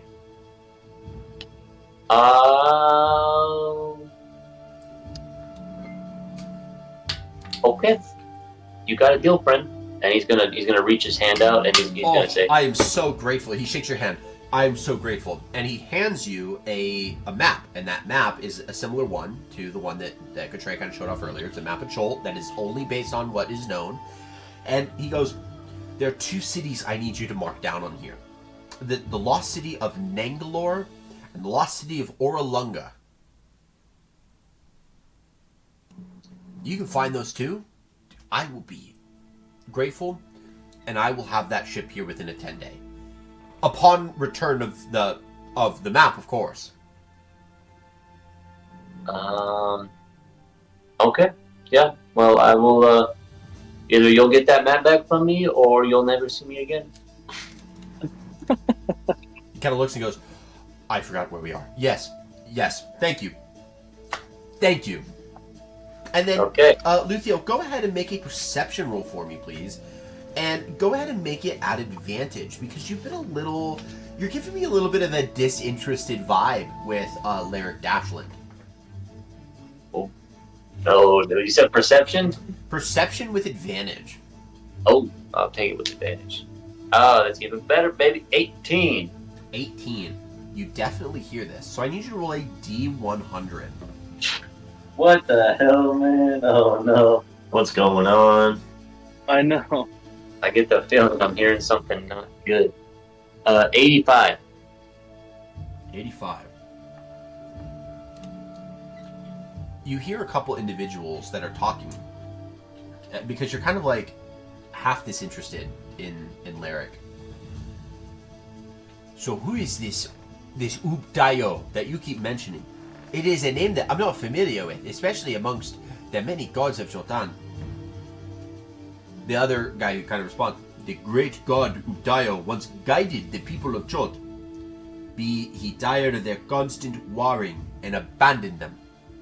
Since then, Chultans have turned to the worship of other gods, some of which were tricksters and deceivers. Like for example, they went and worshipped a god known as Wongo. They say that he is violent and dangerous. He's like, oh, you are very knowledgeable.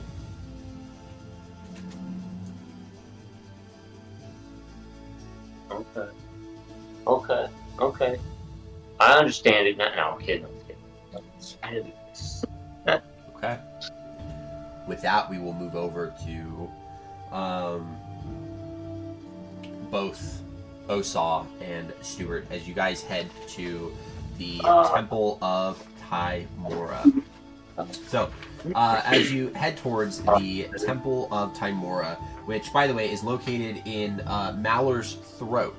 So it's located in the area that's outside of the city, and specifically is the area that has, like, the buildings that are over that kind of crevice.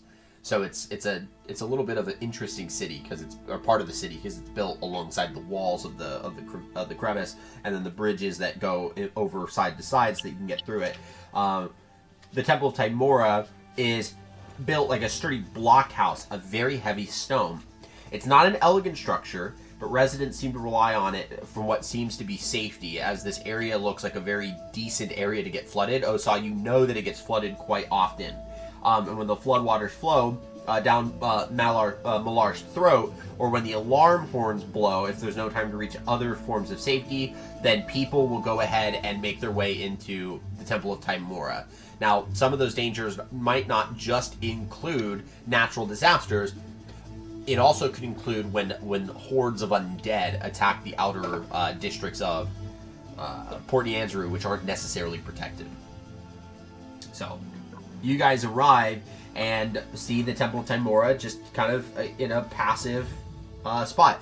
One interesting dichotomy to point out is that the Temple of Tymora, it looks intricate enough to stand out like a sore thumb. Malar's Throat is not a well-off part of the city. As a result, it's ironic that the Temple to Lady Luck is situated with the impoverished and the destitute.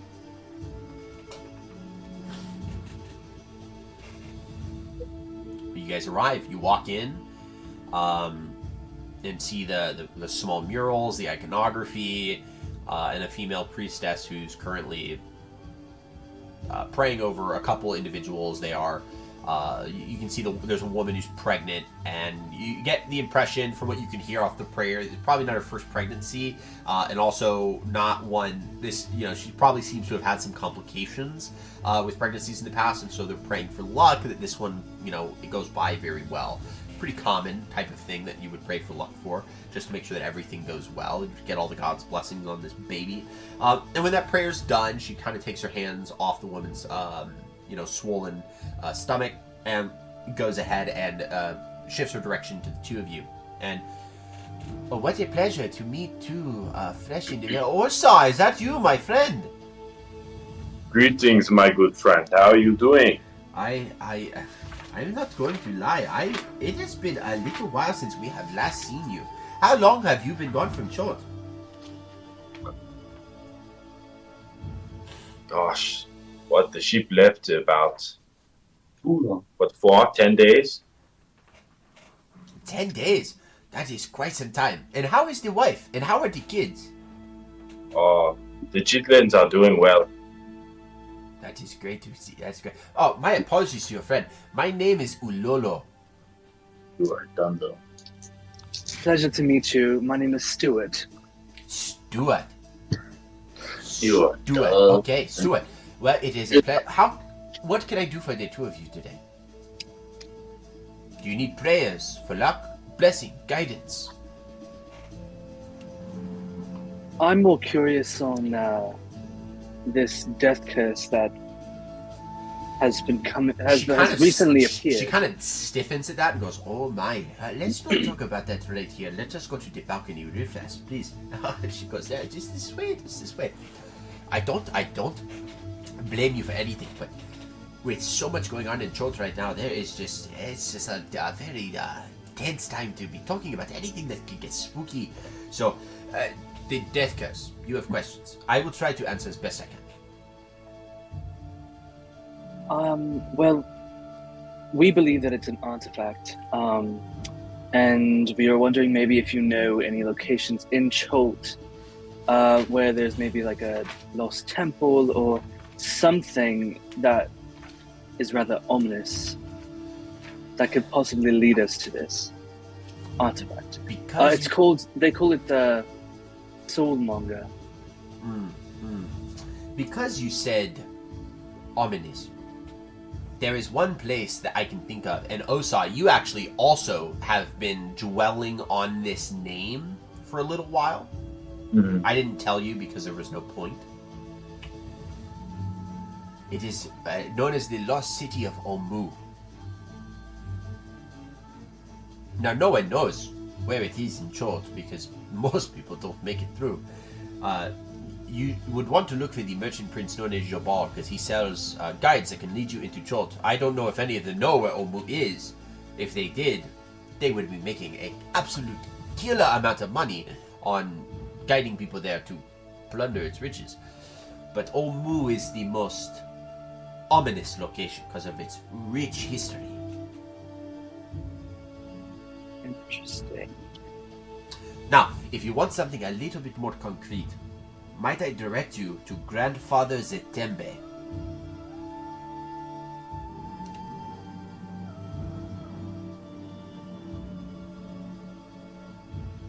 And what relevance does he have to this? He is the head priest of the Temple of Savras. He is a little quiet on the death curse, and I think it is because he potentially knows something. Maybe not, I don't mean to accuse the man, but he knows more than what he might naturally give off.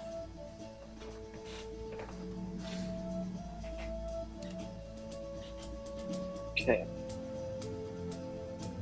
And do you have anyone that, or do you know of anyone that's been afflicted with this death curse? Someone who was either revived or anything of the such? Yes, my grandfather, my own grandpapa, just recently passed away. His name was Atumwa, and the death curse claimed him, and so he saw his, and now it gods. Do you know of anyone who is currently afflicted with this curse? I have not met anyone myself.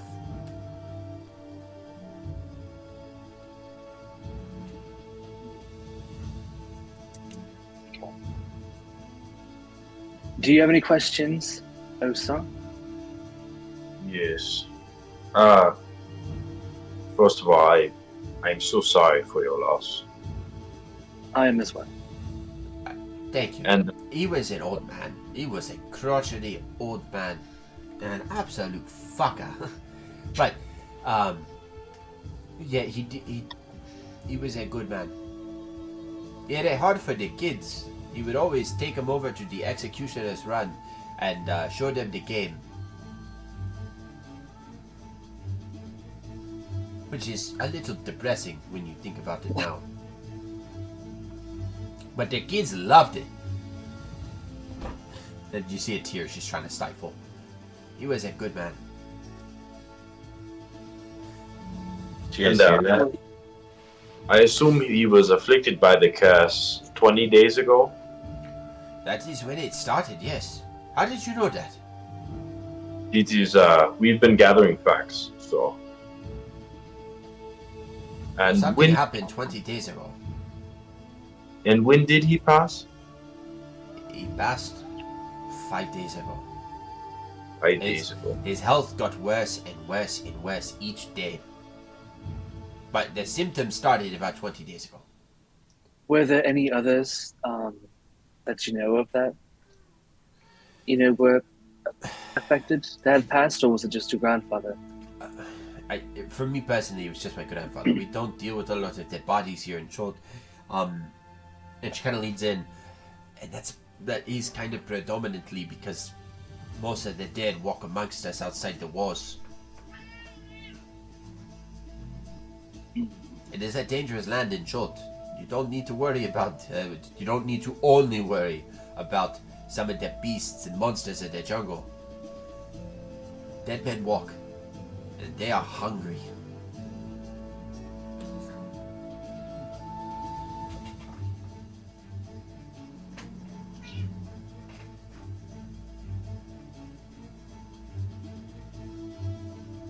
I don't have any more questions. Osa, do you have any more? No. Thank you, Lolo. I'll go in for a hug. She hugged you. I appreciate your time, and I appreciate you speaking about your grandfather, even though that may be hard for you. Thank you. I appreciate it. If you're trying to avenge him by putting a stop to this, my heart would go to peace. Do you think there will be a way to bring him back? That's what I would like to find out.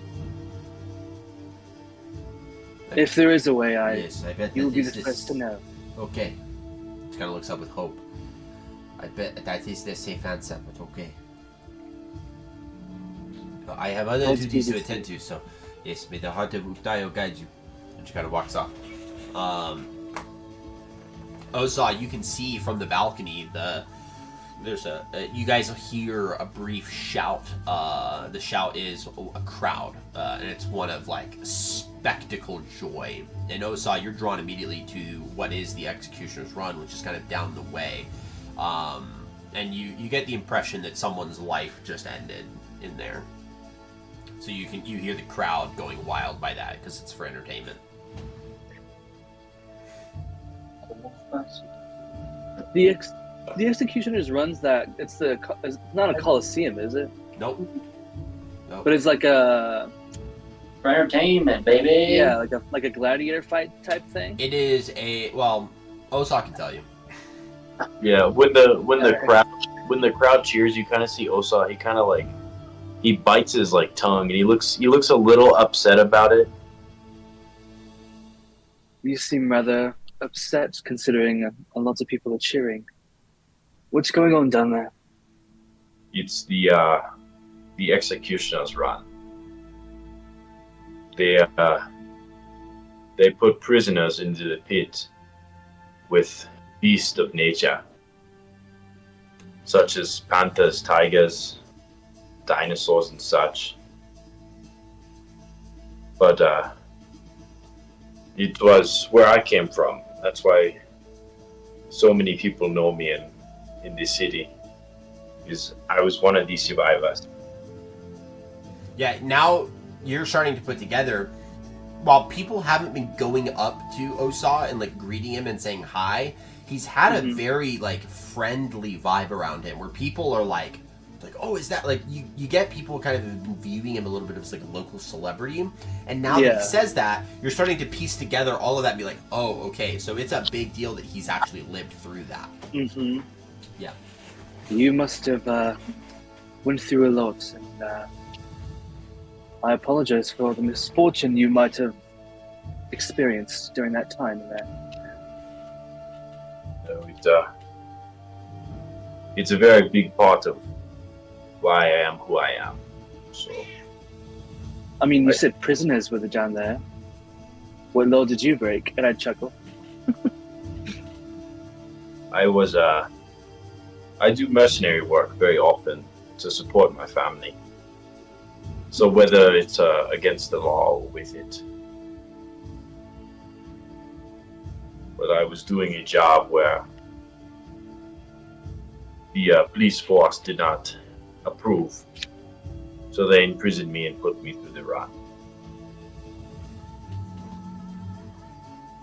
Yeah, a lot of people try to fight the beast, which is not what you want to do.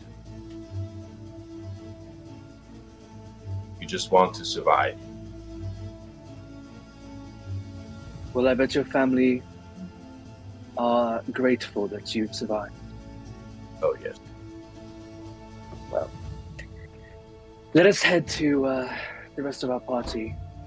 I believe we have all the information we can get. And then one thing I wanted to point out was Atuma, Ololo's grandfather. He died after 15 days of having the curse. You know, I thought that was strange too, considering the one who hired us is still living. Yes, Sindra. So they're definitely not doing well. No, I mean, I have a theory, but I don't know how old Syndrome is. Yes. Sindra did say he died before, so that might have something to do with why the affliction's not affecting them as fast. It could, I mean, there's so many questions. The affliction happens because she's died before. So anyone that's been resurrected, which means Atuma's been resurrected. Oh. Yeah. So you're noticing that people are dying at they're re-dying at different rates. So it's not like you die in 10 days, you die in 5 days, but there's a consistent degradation of health until one just dies. I personally think, I mean, considering Atuma was an old man, if he died 5 days ago, I mean, I think it's maybe due to his age. So maybe the curse declined faster within him because of how old he was, which means it could be that Syndra is perhaps younger. But that's just a theory. I wouldn't go by that. That's what I personally think. Yeah, that is kind of my thought process as well. Yeah, it's definitely good information to know. I mean, I hope we can get paid in the end by Syndra. Hopefully she doesn't croak before we get paid again. Indeed. I need the money. So do I. Well, let's look for that blue man. Yeah. So those. Okay. Yeah, you guys make your way out, and Osa, as you're leaving, you actually notice someone is currently leaving the city of Chult, and they're making their way into the jungle. And you kind of catch that stuff a little better than some others, because people notice when people head out, because it potentially is like the last time you'll ever see someone do that. It's what appears to be a man with a bow strapped around his back, and then a Saurian, which you're a little more common with, but really, again, for you guys to understand this type of creature that's here. So for Stuart, you see this like bipedal, kind of like what looks like a small lizard dude. And I say small because he's a distance away, but he is about the same size as this human man that he's with. They're making their way into the jungle. They're ready to go. They're leaving. And so you see them walk into the jungle, and it's like, they're probably going to die. And then you head your way back and make your way to meet with the others. I would say the four of you, after about maybe 15 to 20 minutes of searching for each other after you've departed from your locations, are able to find your guys' party again in the Red Bazaar. And so you're kind of out where it's a little bustling. The day is starting to continue on. But you guys all meet back up to kind of disclose some information that you've just acquired.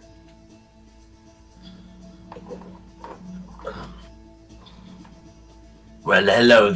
Wait, so I guess are we all just like meeting? Are we just all here now, or like? Yeah, you guys are all back together at the Red Bazaar. You haven't been found by Syndra yet, so it's not time to go meet with Wakanga. But you guys are here to basically tell each other what it is that you've learned, so that you can share that as players and characters. Well, once there's like a brief moment or like a lull in the conversation, I want to interject in and I want to go, oh, so did you know that there's not like a Chultan military or guard? It's just like hired by the trader ponchos or whatever it is. I don't really digress into politics or how the city is run.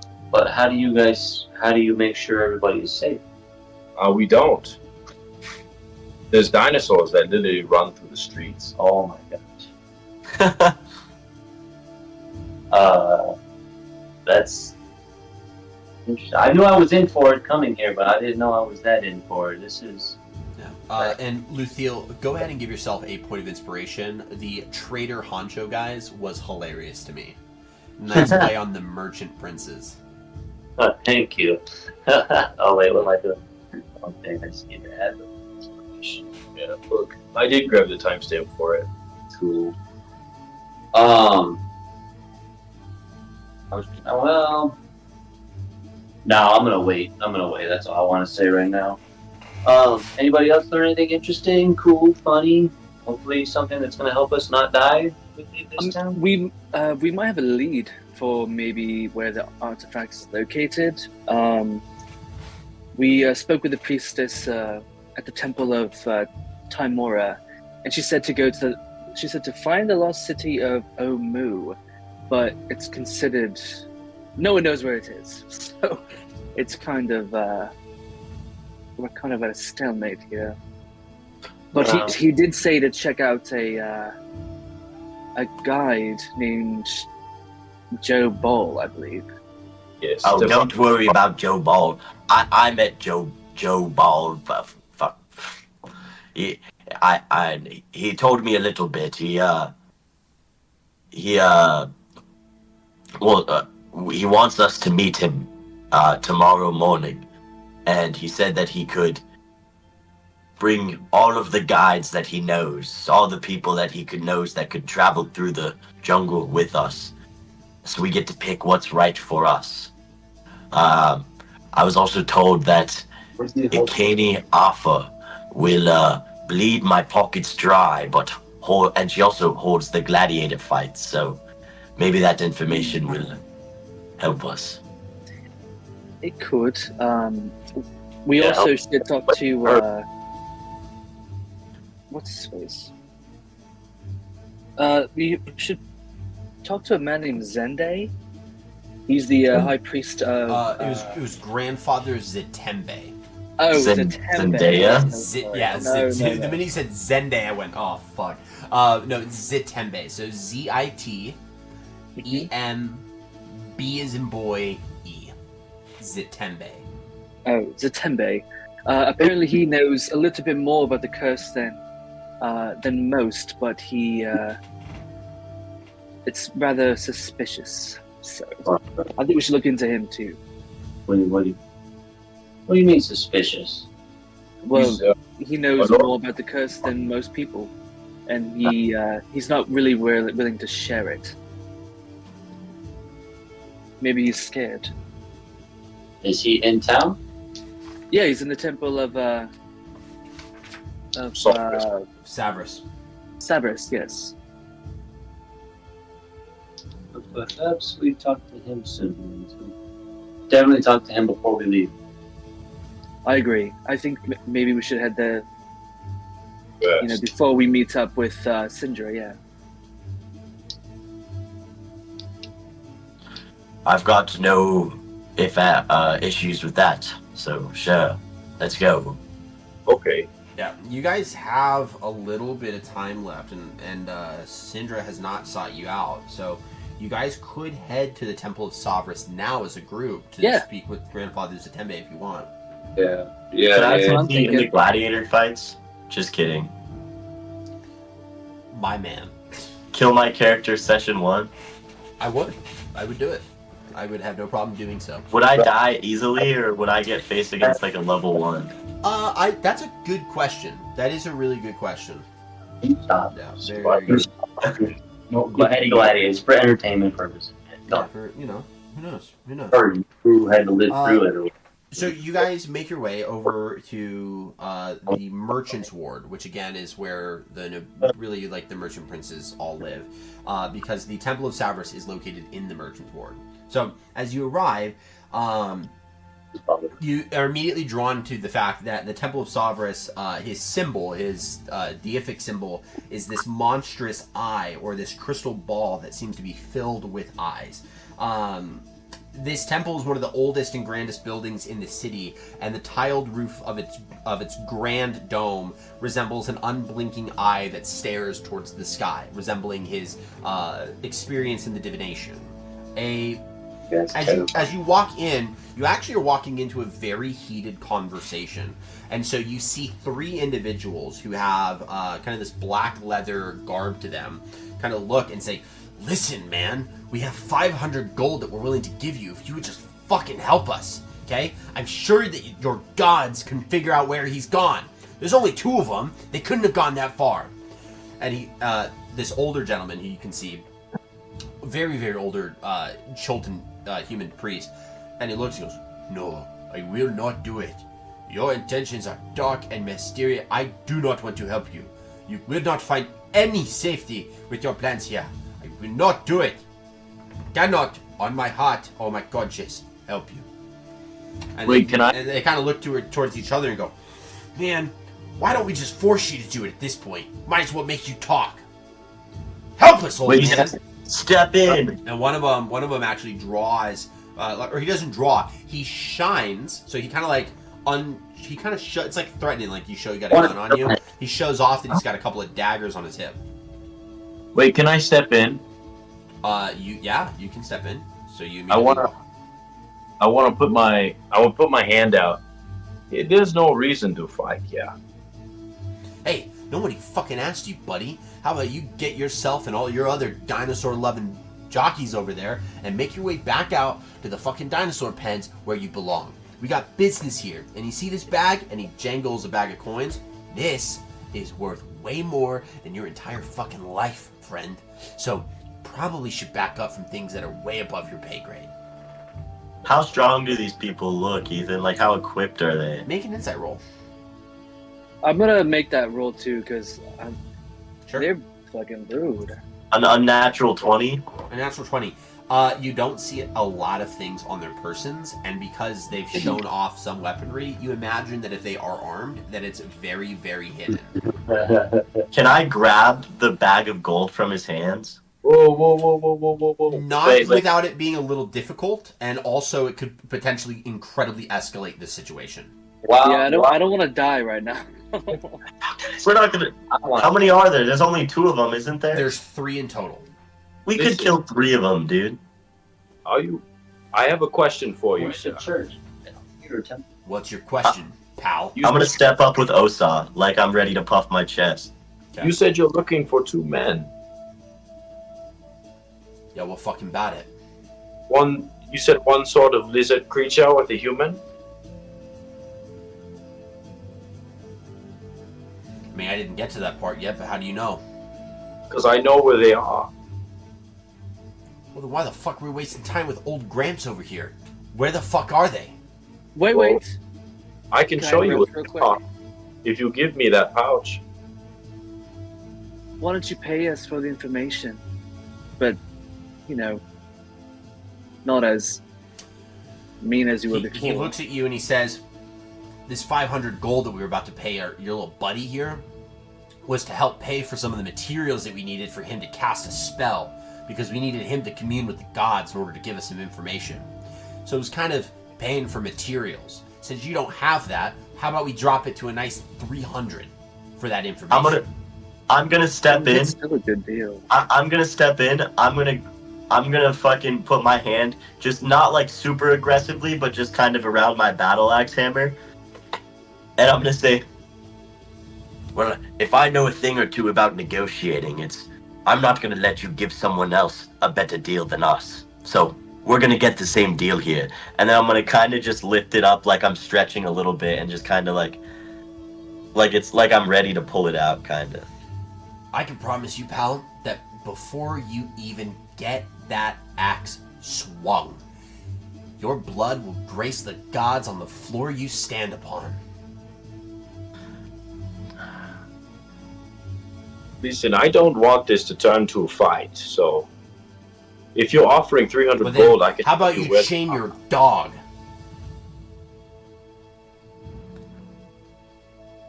I'm gonna pull my battle axe out, dude. He's not gonna call me a dog, dude. He called me a dog. Okay. Do you? And then you I'm going to you pull it out. You unsheath your great axe. yeah. Okay. And then I've been seeing a lot of dogs that are able to chop your head off. You're all bark, buddy. He doesn't look phased. He doesn't even look intimidated. Not even scared. Neither of the three. In fact, none of them have even, started reaching for things. They're calm. How bad of an idea is this? I wouldn't even fight them. Look, Very we're about to get 300 gold. That's But I still a want lot, 500. you know? Yeah, let's just take the 300. Motherfucker, we're not rolling around with 300 gold, for sure. 500 gold. At least not yet. You see- 500 gold is that's like the reward of like a level 5 quest at least. Ethan, I want to kind of scan the area behind them and see if I notice they've got stealth agents in the background or something. No, the Temple to Savras is pretty empty right now, so you don't see anyone in the area. You guys are pretty much the only ones in this building. Fuck. Okay, well, I'm going to. Okay, let me roll. I'm gonna roll a dice to see if I'm gonna do this decision. Wait, I'm gonna. Die. Yeah. Wait, I'm gonna put my hand out to you, Sirthos. I'm not gonna say anything to you, but just kind of put my hand out, don't. And then, listen, give me the 300 gold. I'll show you where they went right now.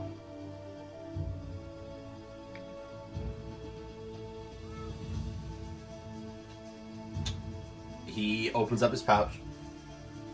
He takes out what would be in the amount of 200 gold's worth. It's a different coin that they're using, so it's less that he has to pull out. Hands it over to his buddy, retightens it, and puts that coin bag in your... puts it right above your hand, and goes, "Where did they go?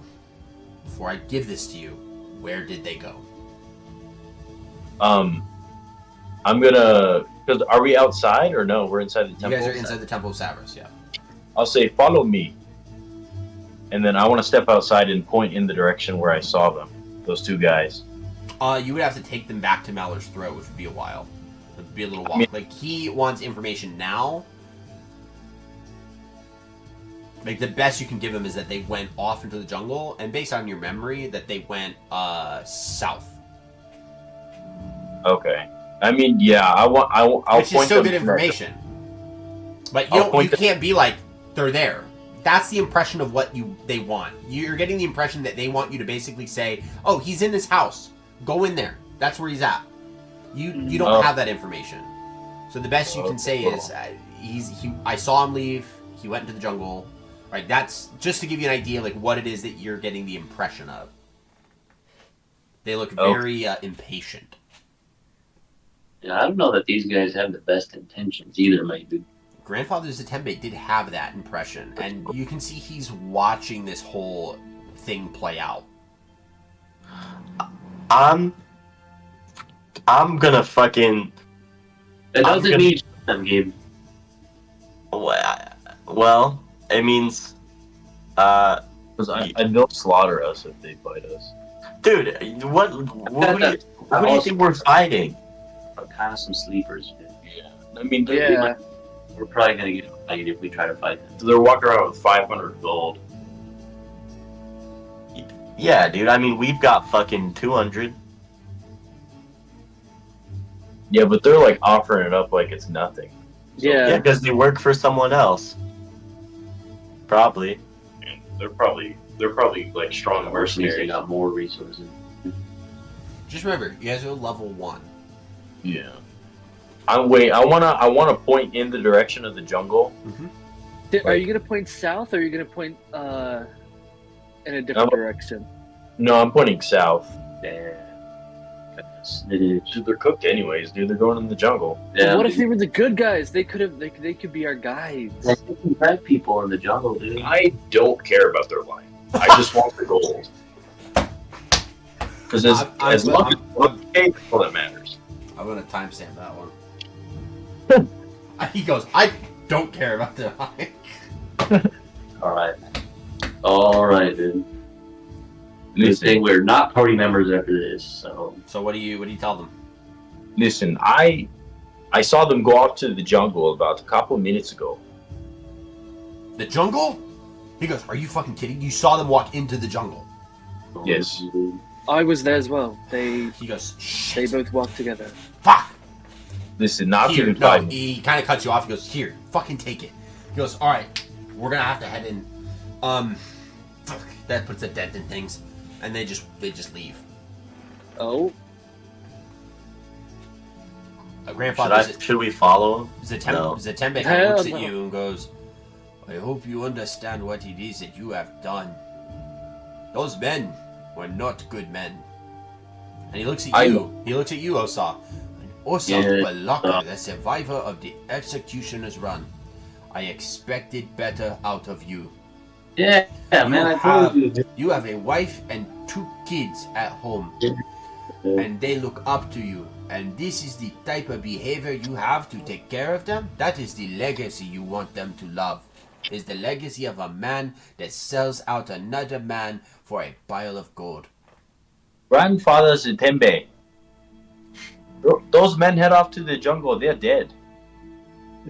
So I got you're just simply capitalizing off of the misfortunes of others.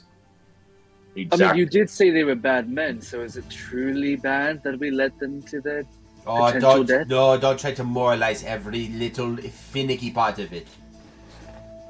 You guys have come here for some reason, and I won't lie, I am very grateful that you arrived when you did, because you have spared me from having to get roughed up by these individuals. They were...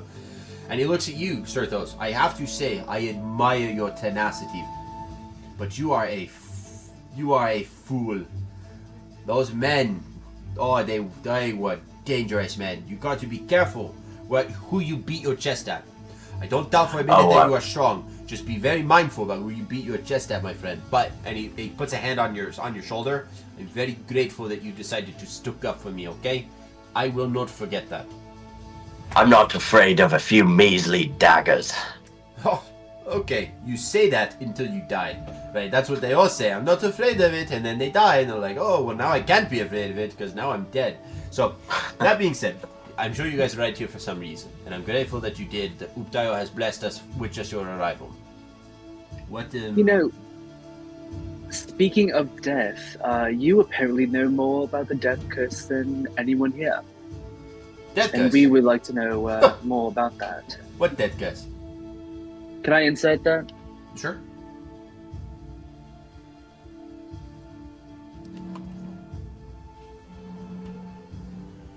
$16. 16. Yeah, he's seeming dismissive.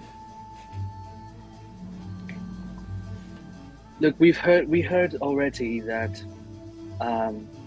the Zatembe recently passed due to this affliction. I am Zetembe. I understand. priestess, There's so many people that are here. You are know, new. You yeah. are obviously very new. Foreigners, yeah, it's crazy. The high priestess of Tamura, her grandfather passed away from. Oh, This Atomwa. curse. Yes, he did pass Thank away you. recently. Yes. What Yep. a sad man. He was 85 years old. Impressive. Yeah. No, he died because he was sick. With a curse. Right, but that curse has nothing to do with this place. It's not here, in short. So you say that He was cursed up. it's not located here, yet you don't know where it is, or what it is. So what's, things aren't really adding up. You know that it's not located here, yet you don't know what it is. How does that make sense? What I'm trying to say is that if you try to take your time solving the damn thing, you will surely be added to its tally. It is pointless, and you should put it to rest. And he like moves over to a table where he's got a couple glasses of what seem to be different drinks. Now these drinks don't seem to be like, they seem ritualistic in a sense. And he goes over to one, and he picks it up, and he starts to slowly drink from it. And when it's all done, he puts the cup down. He braces himself on this like almost like an altar, but it's a little like side altar. You should put it to rest.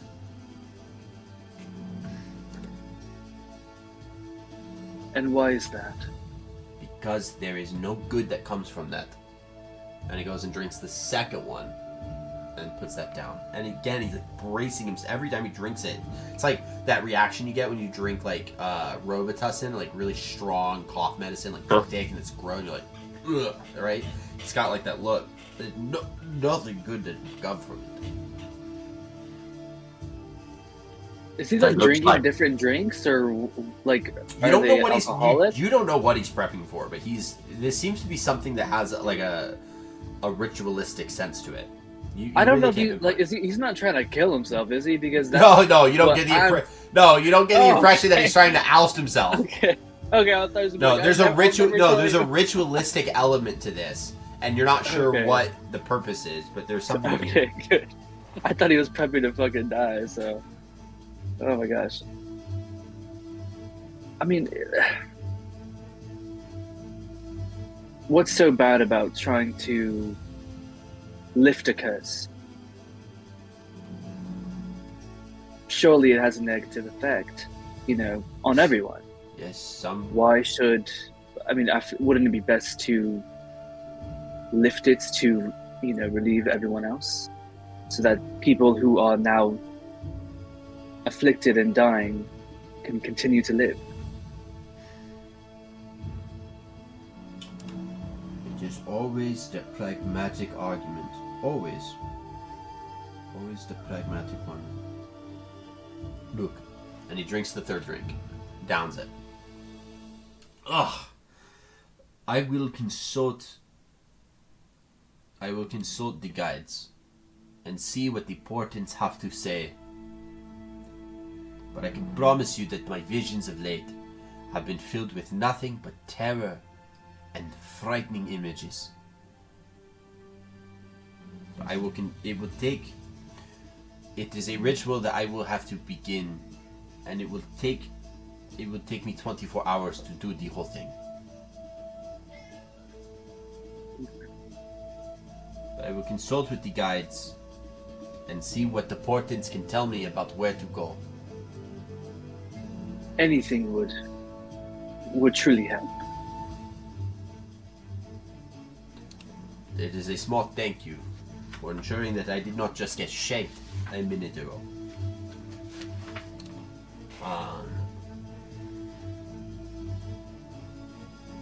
With that, is there anything else that you guys want to do? No. Anything? What I mean, like with Zatembe, like, is there anything you want to ask him? Anything else you want to talk with him about? I just fell off my shit with the whole I am Zatembe. That was fucking funny. Yeah, that was my fault, yo. No. That was brilliant. That was brilliant. I don't have any more questions for you. I think good. Somebody, you better say bye, dude. I have a question. You heard his Do you know anything about the Come on, dude. Yeah, everybody. dinosaur man and his companion? The what man? The dinosaur man? The dinosaur man. Can you believe that his name is Dragonbait?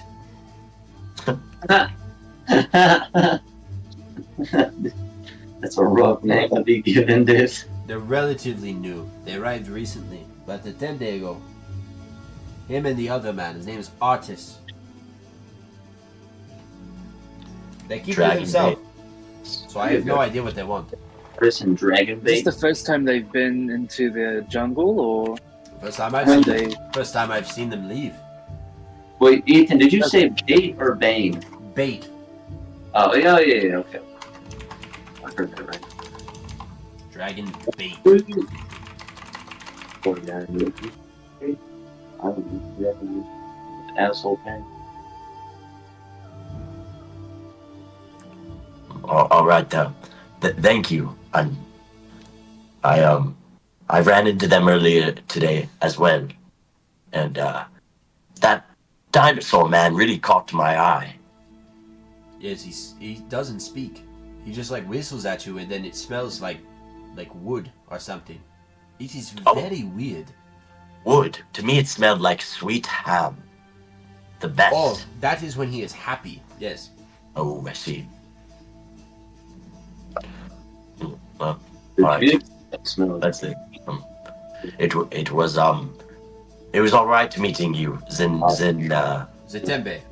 Zintembe. It No, was no, a no, pleasure. no, not Zin. Zit, like a zit. Zitembe. Zitembe. No, not P, not Zitemp. Zitemb. Temba. Zitembe. Yeah, Zitembe. Zitembe. You got it. There you go, my friend. Thank you. Thank you. That being Yes, said, thank I you for helping will. us. Yes, I will go consult with the guides. I will send you a message. So you will hear from me. I will send for you. All right. I appreciate it. Yeah. We appreciate it. I bet. And with that, you guys leave the Temple of Savras and make your way out. And as you guys are kind of walking through a couple bits of the streets of Port Nianzru, you hear a, "My friends, thank you for taking your time patiently. I am very pleased to have seen you using this time to not be stupid, rabble rouse, carouse, and do nothing. You are working hard. I have a hope for you. Wakonga Otamu," and you turn and see the figure of Syndra with her mask and her hood and her cloak on. "Wakonga Otamu is ready to meet with the four of you, so we can go speak with him tonight. And I will take you to his villa so that we can have that conversation." And in that, as you guys leave to head off to Wakonga Otamu's merchant villa, that is where we will go ahead and end our session for tonight. So with that being said, thank you all so much for such a great night. We appreciate it. We hope you guys have a great rest of your day. Make sure you take care of yourself. Tell someone that you love them. Go ahead and drop a follow. If you're not subscribed to the channel, subscribe to the channel. If you're watching on YouTube, drop a comment, like the video, do all the fun stuff. Please, please, please. And tell us your favorite moments. We'd love to hear from you. Give us some feedback and some other things. But with that being said, have a great rest of your night. Have a safe week. We will catch you guys soon. And take care. Peace.